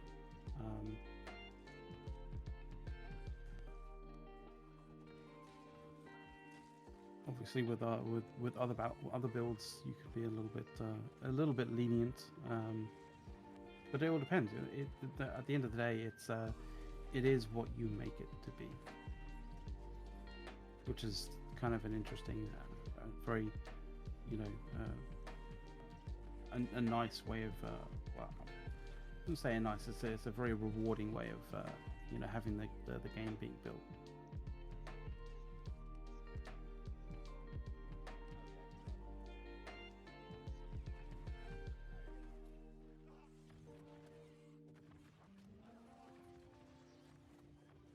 I'm looking for a specific thing here, and it's hiding from me. Kind of eluding you. Can you? Right. So, regarding cooking, that kind of thing, would you be able to be a professional cook, be a professional fisherman, that kind of thing? I think the sort of the professions can get very deep in terms of like the time that you can put into it. Obviously, because this isn't set, so you can only be a certain cook if you, or you can only be a cook, or you can only be a, you know, a soldier, or you can only be, you know, like a wizard, for example. Like, you know, that isn't how New World is, like its classes. So, you know, you can kind of do everything, but like they are definitely deep enough that if you spend a decent period of time or a decent amount of time, you will have rewards for your you know, the time that you spent.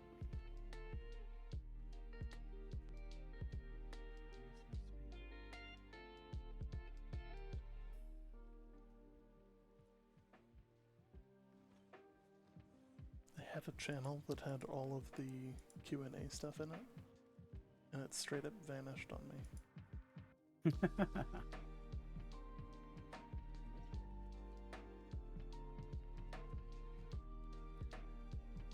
Was it something that you recently set up? Yeah.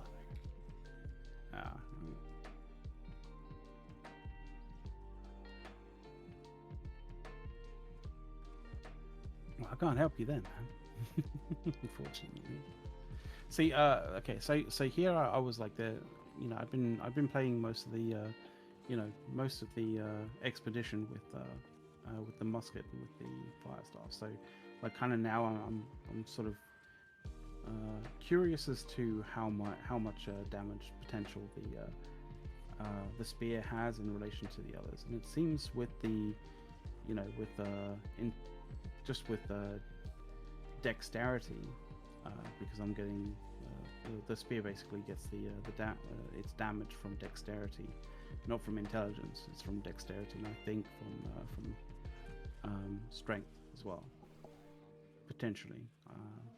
I may be wrong in that, but you know, as you can see, sort of like the heavy attacks doing, you know, close to 500 is kind of very similar to you know, the aimed attacks of the musket. So that's pretty good, as well as the sort of like the heavy magic attacks as well. So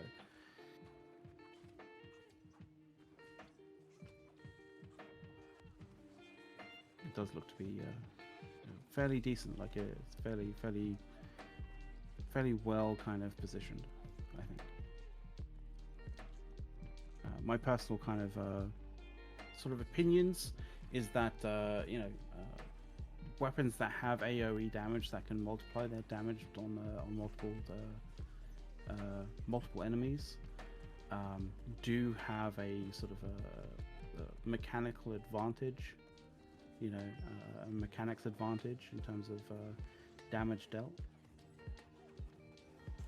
I'm unsure as to whether Amazon Games kind of wants to at some point rectify that or find ways to rectify that, or whether they feel that that's perfectly fine. We'll kind of see, obviously. I wouldn't mind if there was a little bit of advantage given to some of the sort of less area effect weapons in terms of damage based on the scaling of the attributes. That would be that's my thoughts on that anyway.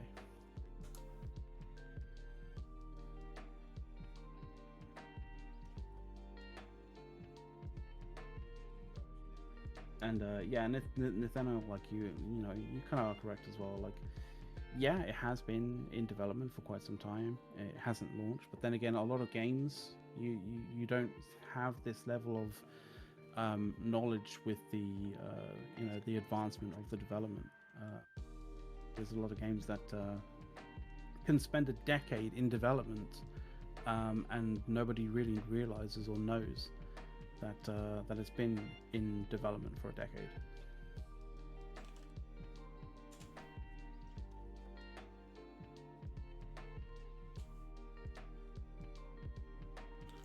The other part of it is, you're never gonna know, like, the majority of the player base will never have heard of the game prior to launch, because that'll be the first real opportunity that they'll have had to actually play or purchase the game.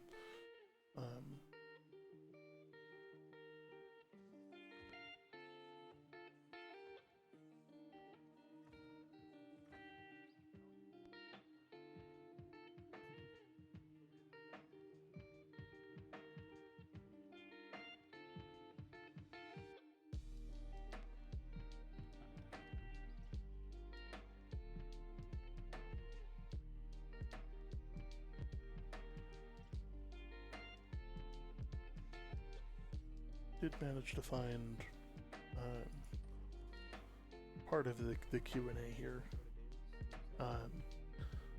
So one of the questions that was answered: are you going to add any other weapon types to New World before launch? Their answer, the official answer at this point, is what we have now is what will be in at launch. But you can expect more to come in the future for sure.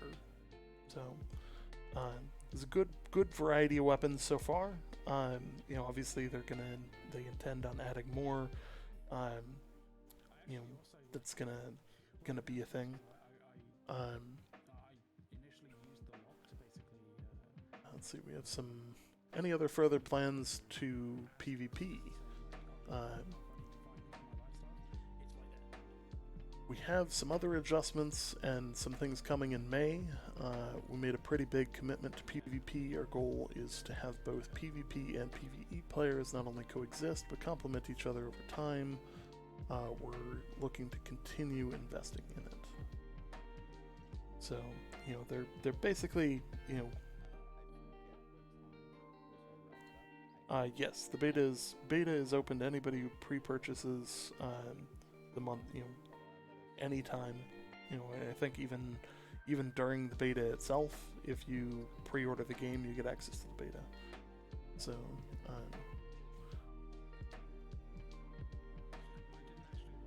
which is kind of an interesting route to go with it, in all honesty. You think? Mm-hmm.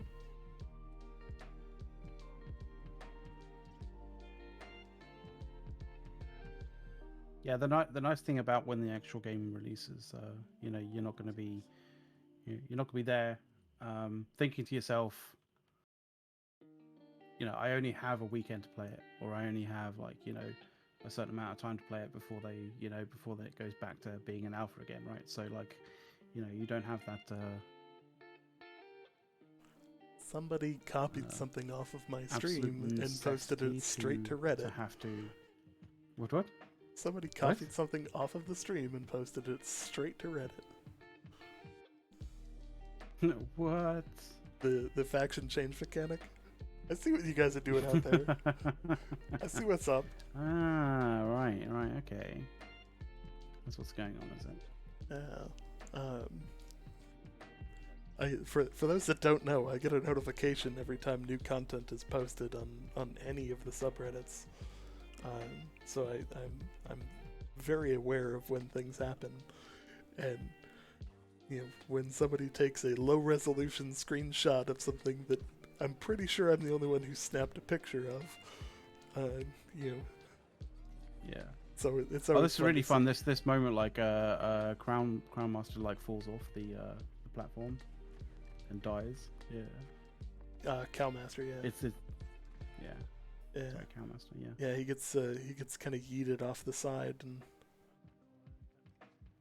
I make fun of him because that's happened so many times.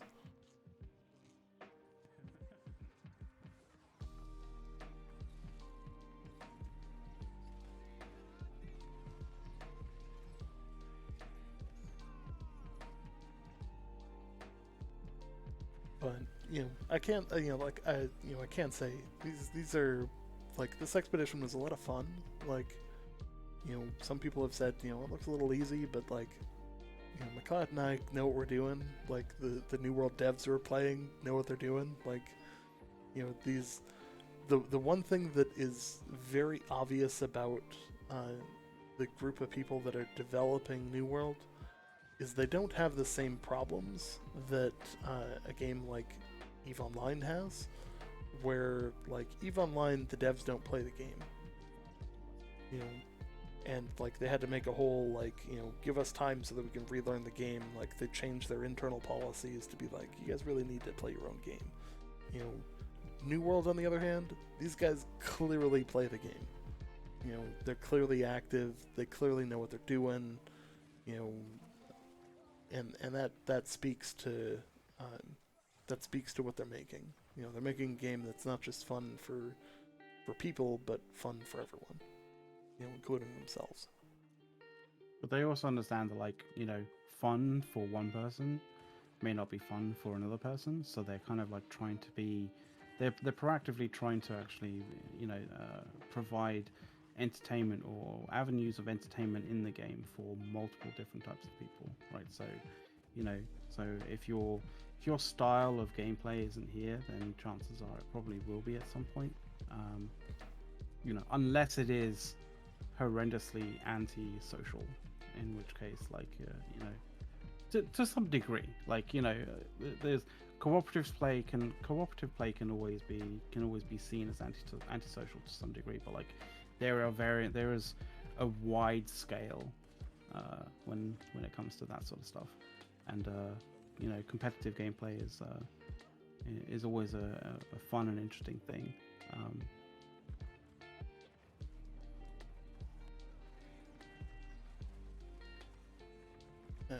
Now, and of course, there's some other have to be massively oddities. toxic. That's all I'm saying. There's some other oddities out there as well. Like, some people have requested some, like, really obscure weapon choices. So, like, somebody wanted a great shield that, like, you didn't equip a weapon with. You just had a shield, and it's like, that reminds me of the what is it, the Assassin's Creed Valhalla double shield meta. yeah. See, those were weapons, though. Like, those were very effective weapons too. Well, that's why you could use double of them. Yeah. Like, I think it's a hook and chain would be cool. I personally would like more like pole arms, so things, especially now that they've added in, like the ebb and scale reach area. I think something like the Naginata or another pole arm would be really cool. Like, I think the Yeah, I watched Mortal Kombat recently, so the whole hook and chain thing kind of gives me the sort of like the whole "get over here" kind of feel. That movie was so good. Like there were a lot of people that were like, it wasn't that good, and it was like it was a movie that was entirely self-aware about what it was. Like, Yeah, you know, it wasn't trying to be references to the video games as well. It wasn't trying to be massively pretentious. It was just trying to be entertaining and fun. Mm-hmm. You know, it did set up well for a second movie too. Yeah.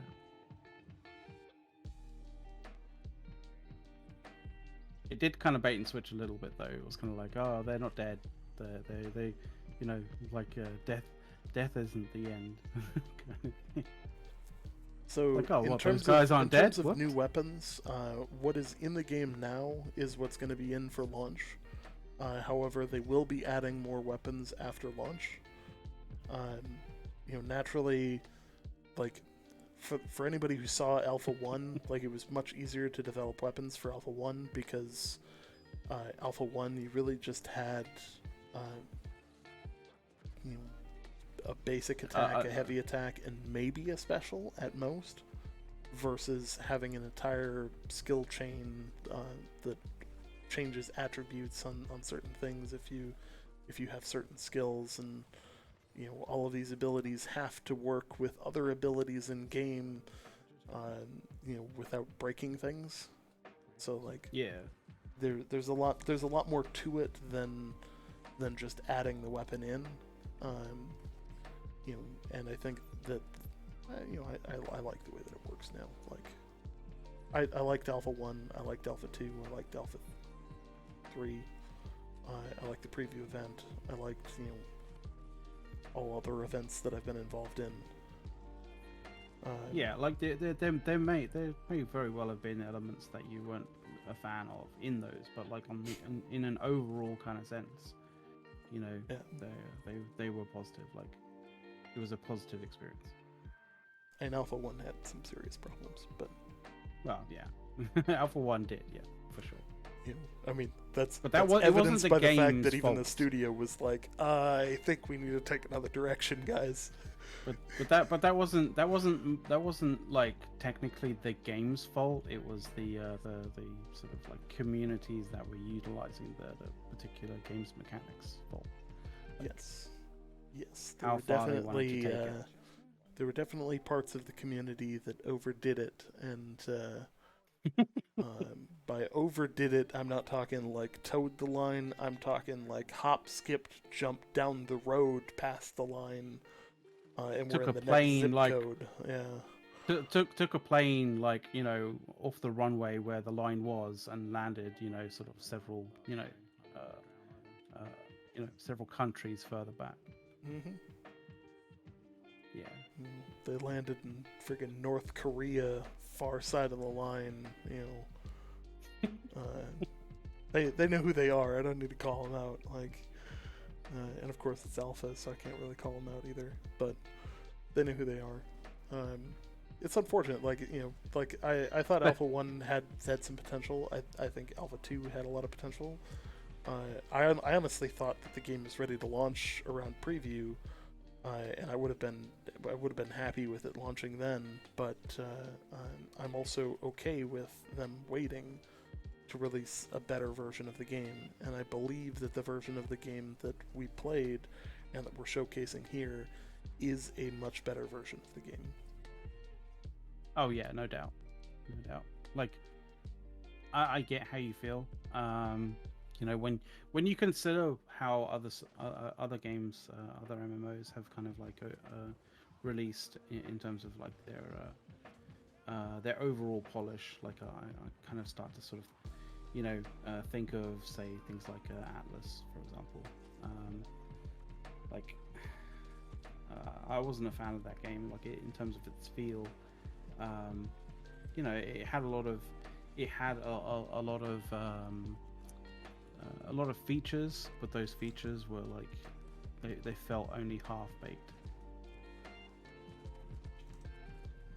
And even at the preview event, it felt like this game was a lot more solidly put together than Atlas was at launch, which is kind of where I come from with regards to, you know, if it launched at the sort of like preview, I would have been okay with it in in a comparison to other games that have released in much worse condition.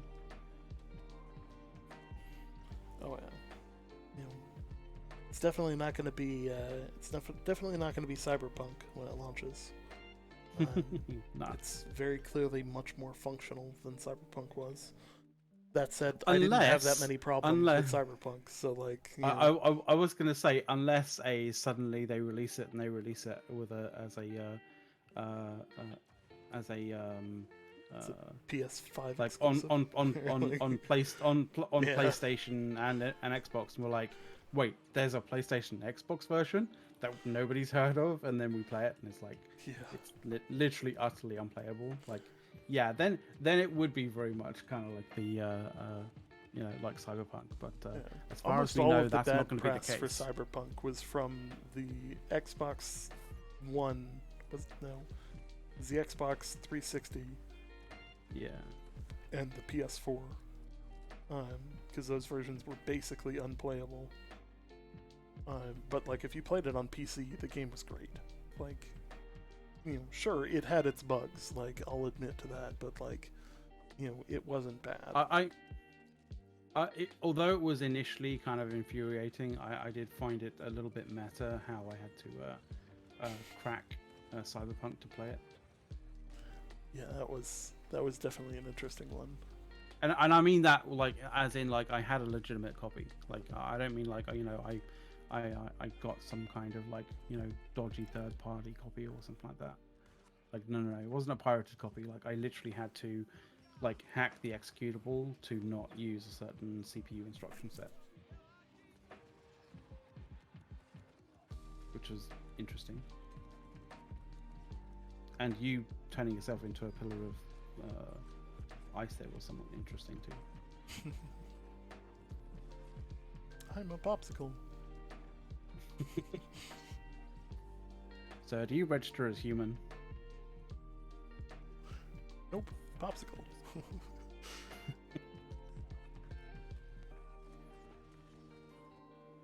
I hope you guys get that reference back there in the chat.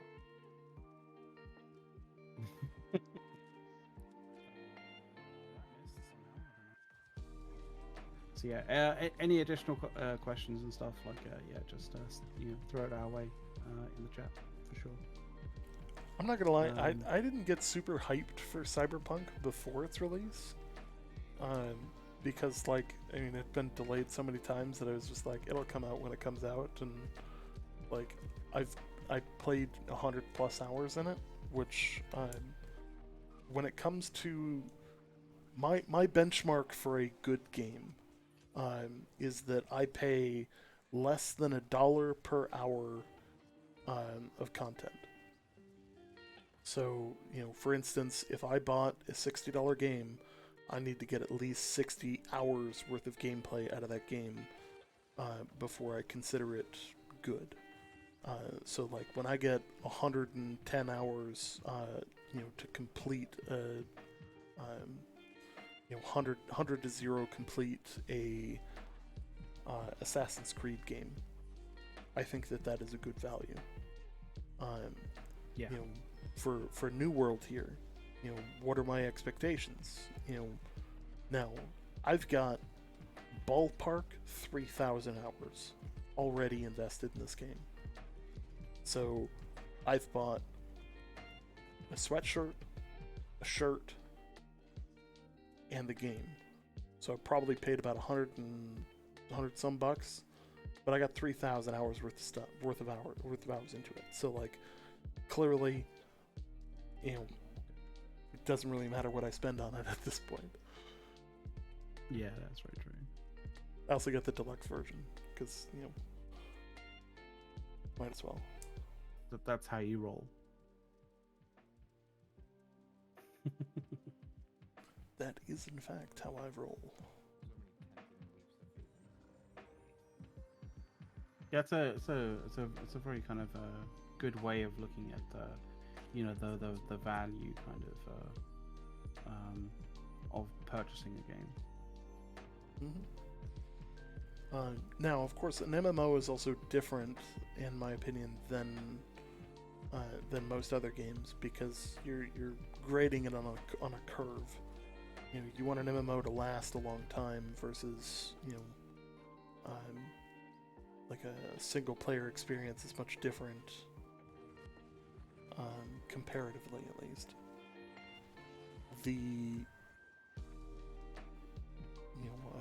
A good standard for this would be like, you know, EVE Online. I played EVE Online for years, you know, and I paid for my accounts, but I played a lot of EVE Online over the years. So, you know, turning around and going, okay, hey, you know, $15 a month, I'm getting it, you know, I was getting probably 60 hours a month of gaming, you know, so like, it made sense, and the subscription model wasn't bad, up until the last couple of years here, where I think their development team has not been focused on developing new content, and I think that they've basically entered a maintenance mode, which, you know, like, if I'm going to continue to put in money, I also want them to continue to develop the game, and stuff like that, which, you know, I'm intrigued by this idea that New World is going to do, you know, a one-time purchase, you know, and continually enhance the program afterwards. We don't know if that means that they're going to do, like, expansion packs or anything like that. But we know that they're going to do a decent amount of, whatchamacallit,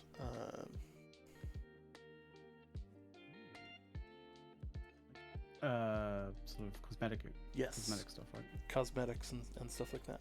Now, one of the things that gives me a lot of hope about that is that we have not actually seen the cosmetic store at all.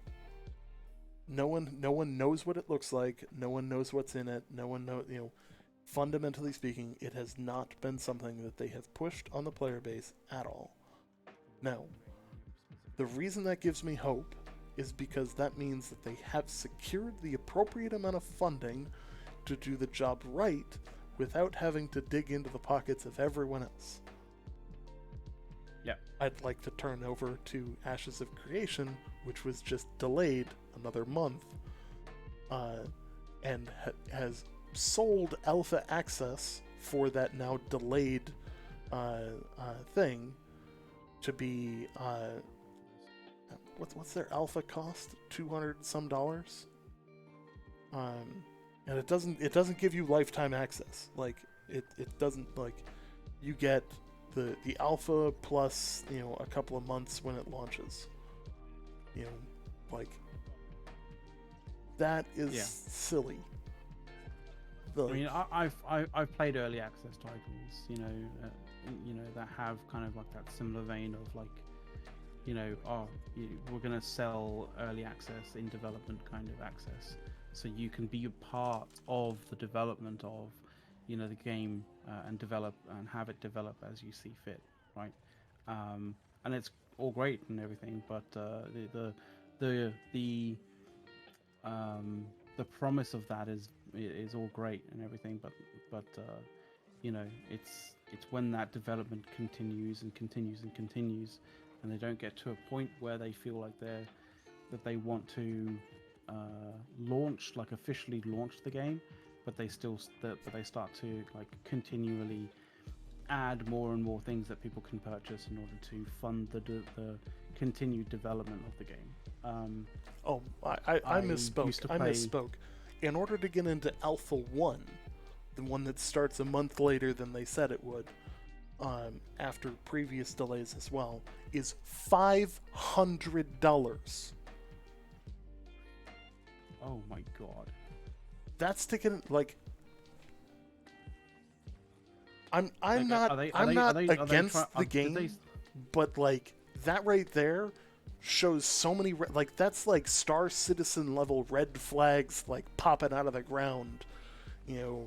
Yeah, like, I mean, just I like at one point when when I was sort of enjoying some fairly toxic but very competitive sort of sandbox MMO kind of stuff.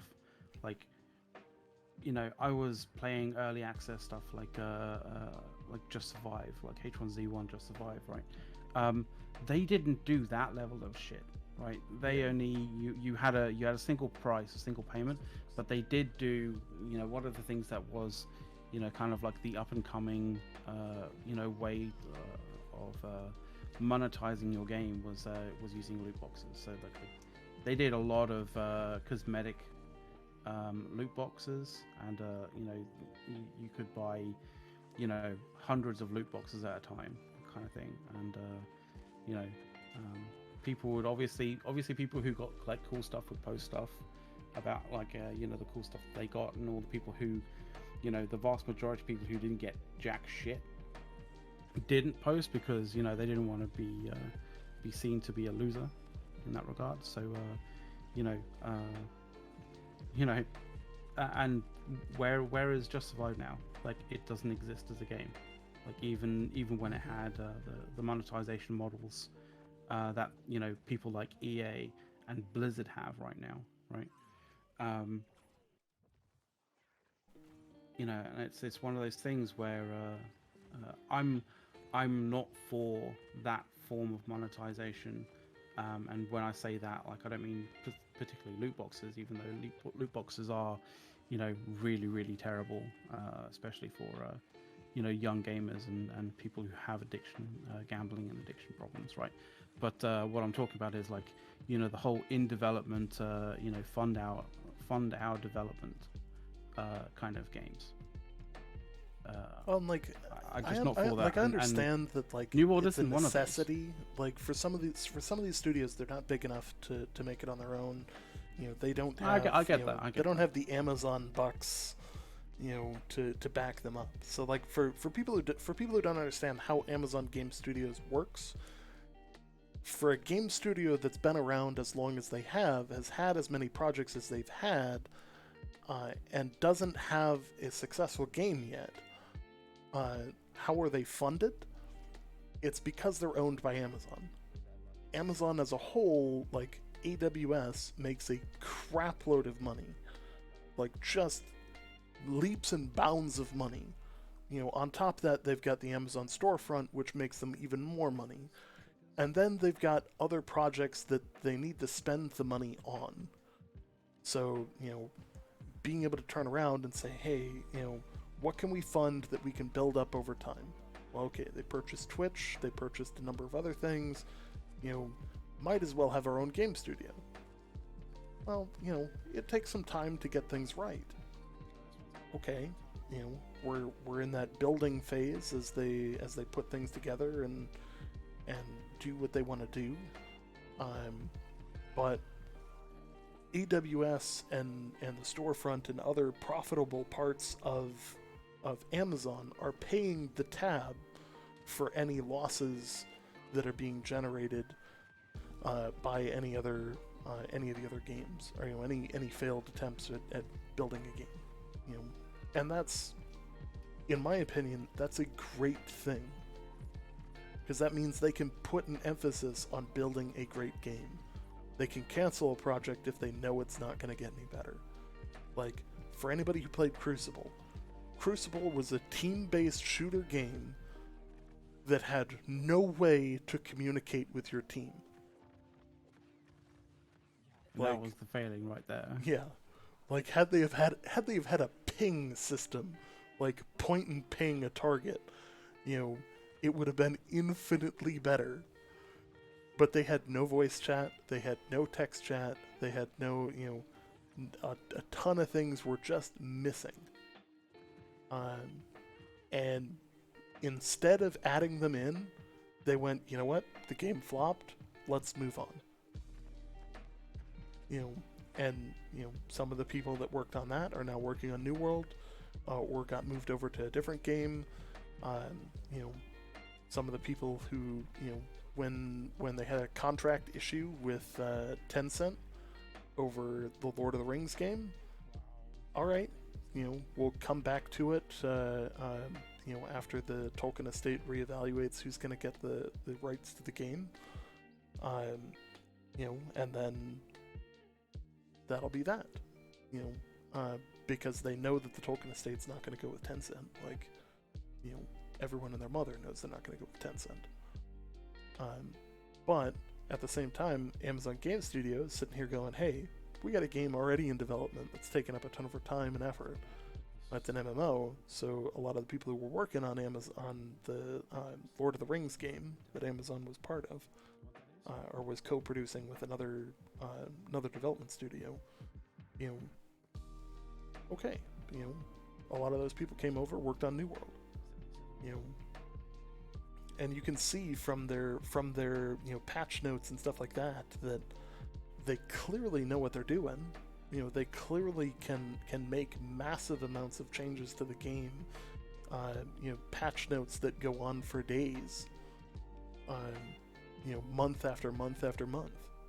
They know what they need to do, and I think that they're really good at doing it. But it's getting it to a launch status, is going to be their next step. And I think I think there might be some growing pains. Like I don't think that that any company is 100% exempt from those kind of things. But it'll be very interesting to see where they go with it, what they do, how they how they interact with the player base at large, when they've got a game that I believe is going to be up there, like saying it's going to be the next WoW killer is just stupid comparison. It's it'll always be up there with other major MMOs. This will be an important game in MMO history. Yeah, I always cringe when I hear that, that sort of phrase, "WoW killer." It's kind of like, you're talking about a game that has had, how many decades of consistent sort of development and feedback and development from that feedback. And you're talking about a game just coming out being a WoW killer. Like, nah, that's not how this plays out. Like, no game that just launches becomes a WoW killer, and nothing that has, spent that amount of time, and still has the following that it has, gets killed by any new game that comes out. It doesn't happen. That's not how the world works. That's not how this works.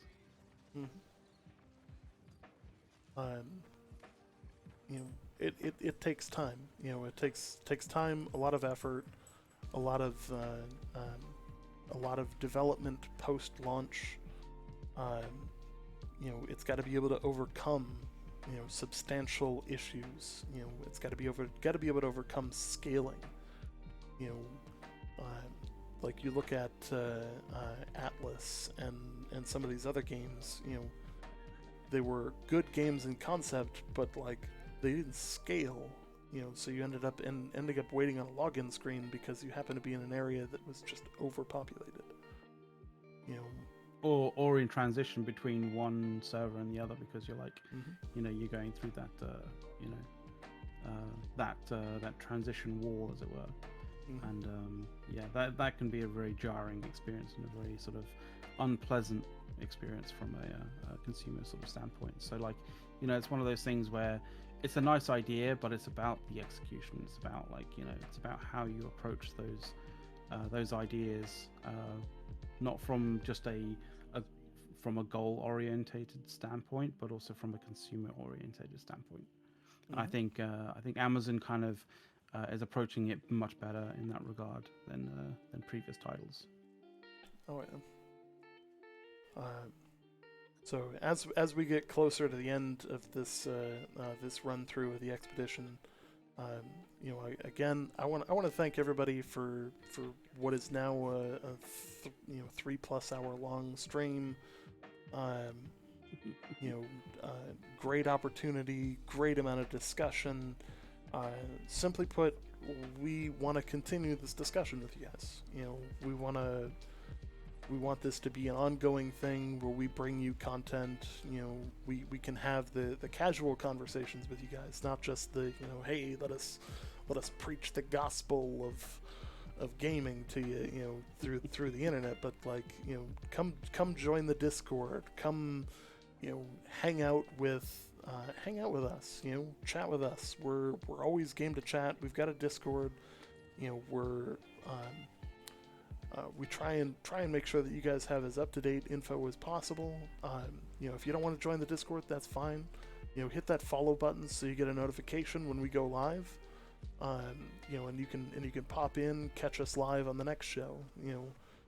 We will try to continue to bring content like this as often as we physically can. I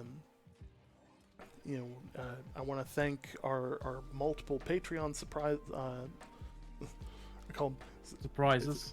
Surprises is a good way to put it. Surprise mechanics. We now have I believe 2 Patreon people. I absolutely appreciate your guys' contributions. Our subscribers. You guys are second to none. You help. Between the Patreons, the people who order stuff through Amazon, following our links and stuff like that. All of you guys are supporting the channel. You're helping us have a good reason to be here. As many people know from the beginning, McLeod and I are doing this all out of our own pocket. All of the money that we've made so far on this stream is not even equivalent to the amount that we've spent on things like headsets and microphones and green screens and the boatloads of stuff that we've put into this. The intro and outro video montage, the music for that. Surprisingly enough, that is not actually McLeod's house behind him. No. That is actually a green screen, and a very good one at that. It's a good green screen. Instead of paying for shit and getting shit quality, you get what you pay for in that regard. But I also wanted to sort of say thank you very much to the few people in chat that threw some gifted subs around as well. The generosity is fantastic. Always love seeing that kind of love in chat. And if you guys are looking for a group to play with when the game comes out, we've got a group called the 9th Legion.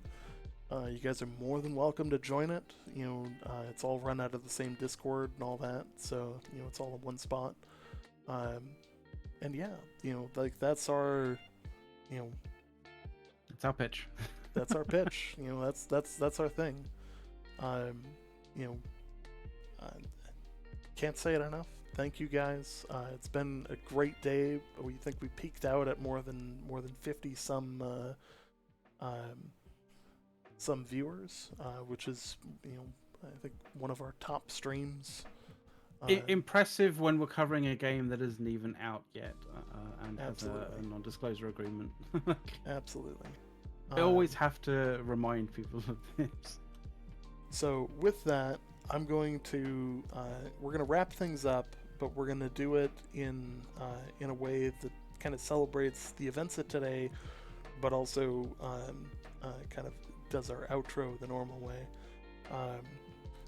We're going to show the new trailer, then we're going to show our theme intro trailer for the channel, and then we'll wrap it up. So again, thank you guys. If you want to keep the conversation going, we'll be in the Discord public channel, and we'll be there chatting with people for a while. Yep, for sure. So, with that, we will see you guys in the new world.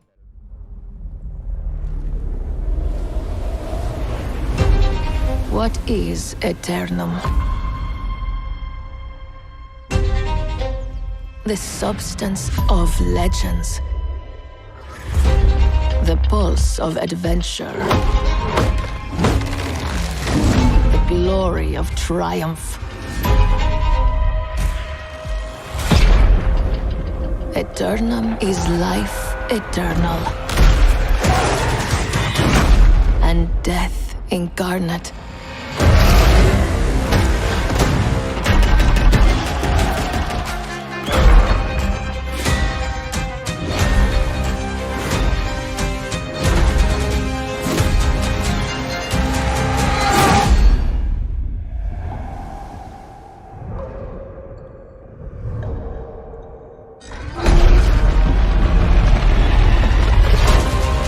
What is Eternum? The fires of destruction, rage and malice. Eternum is the truth behind nightmares. What is Eternum? That depends on you.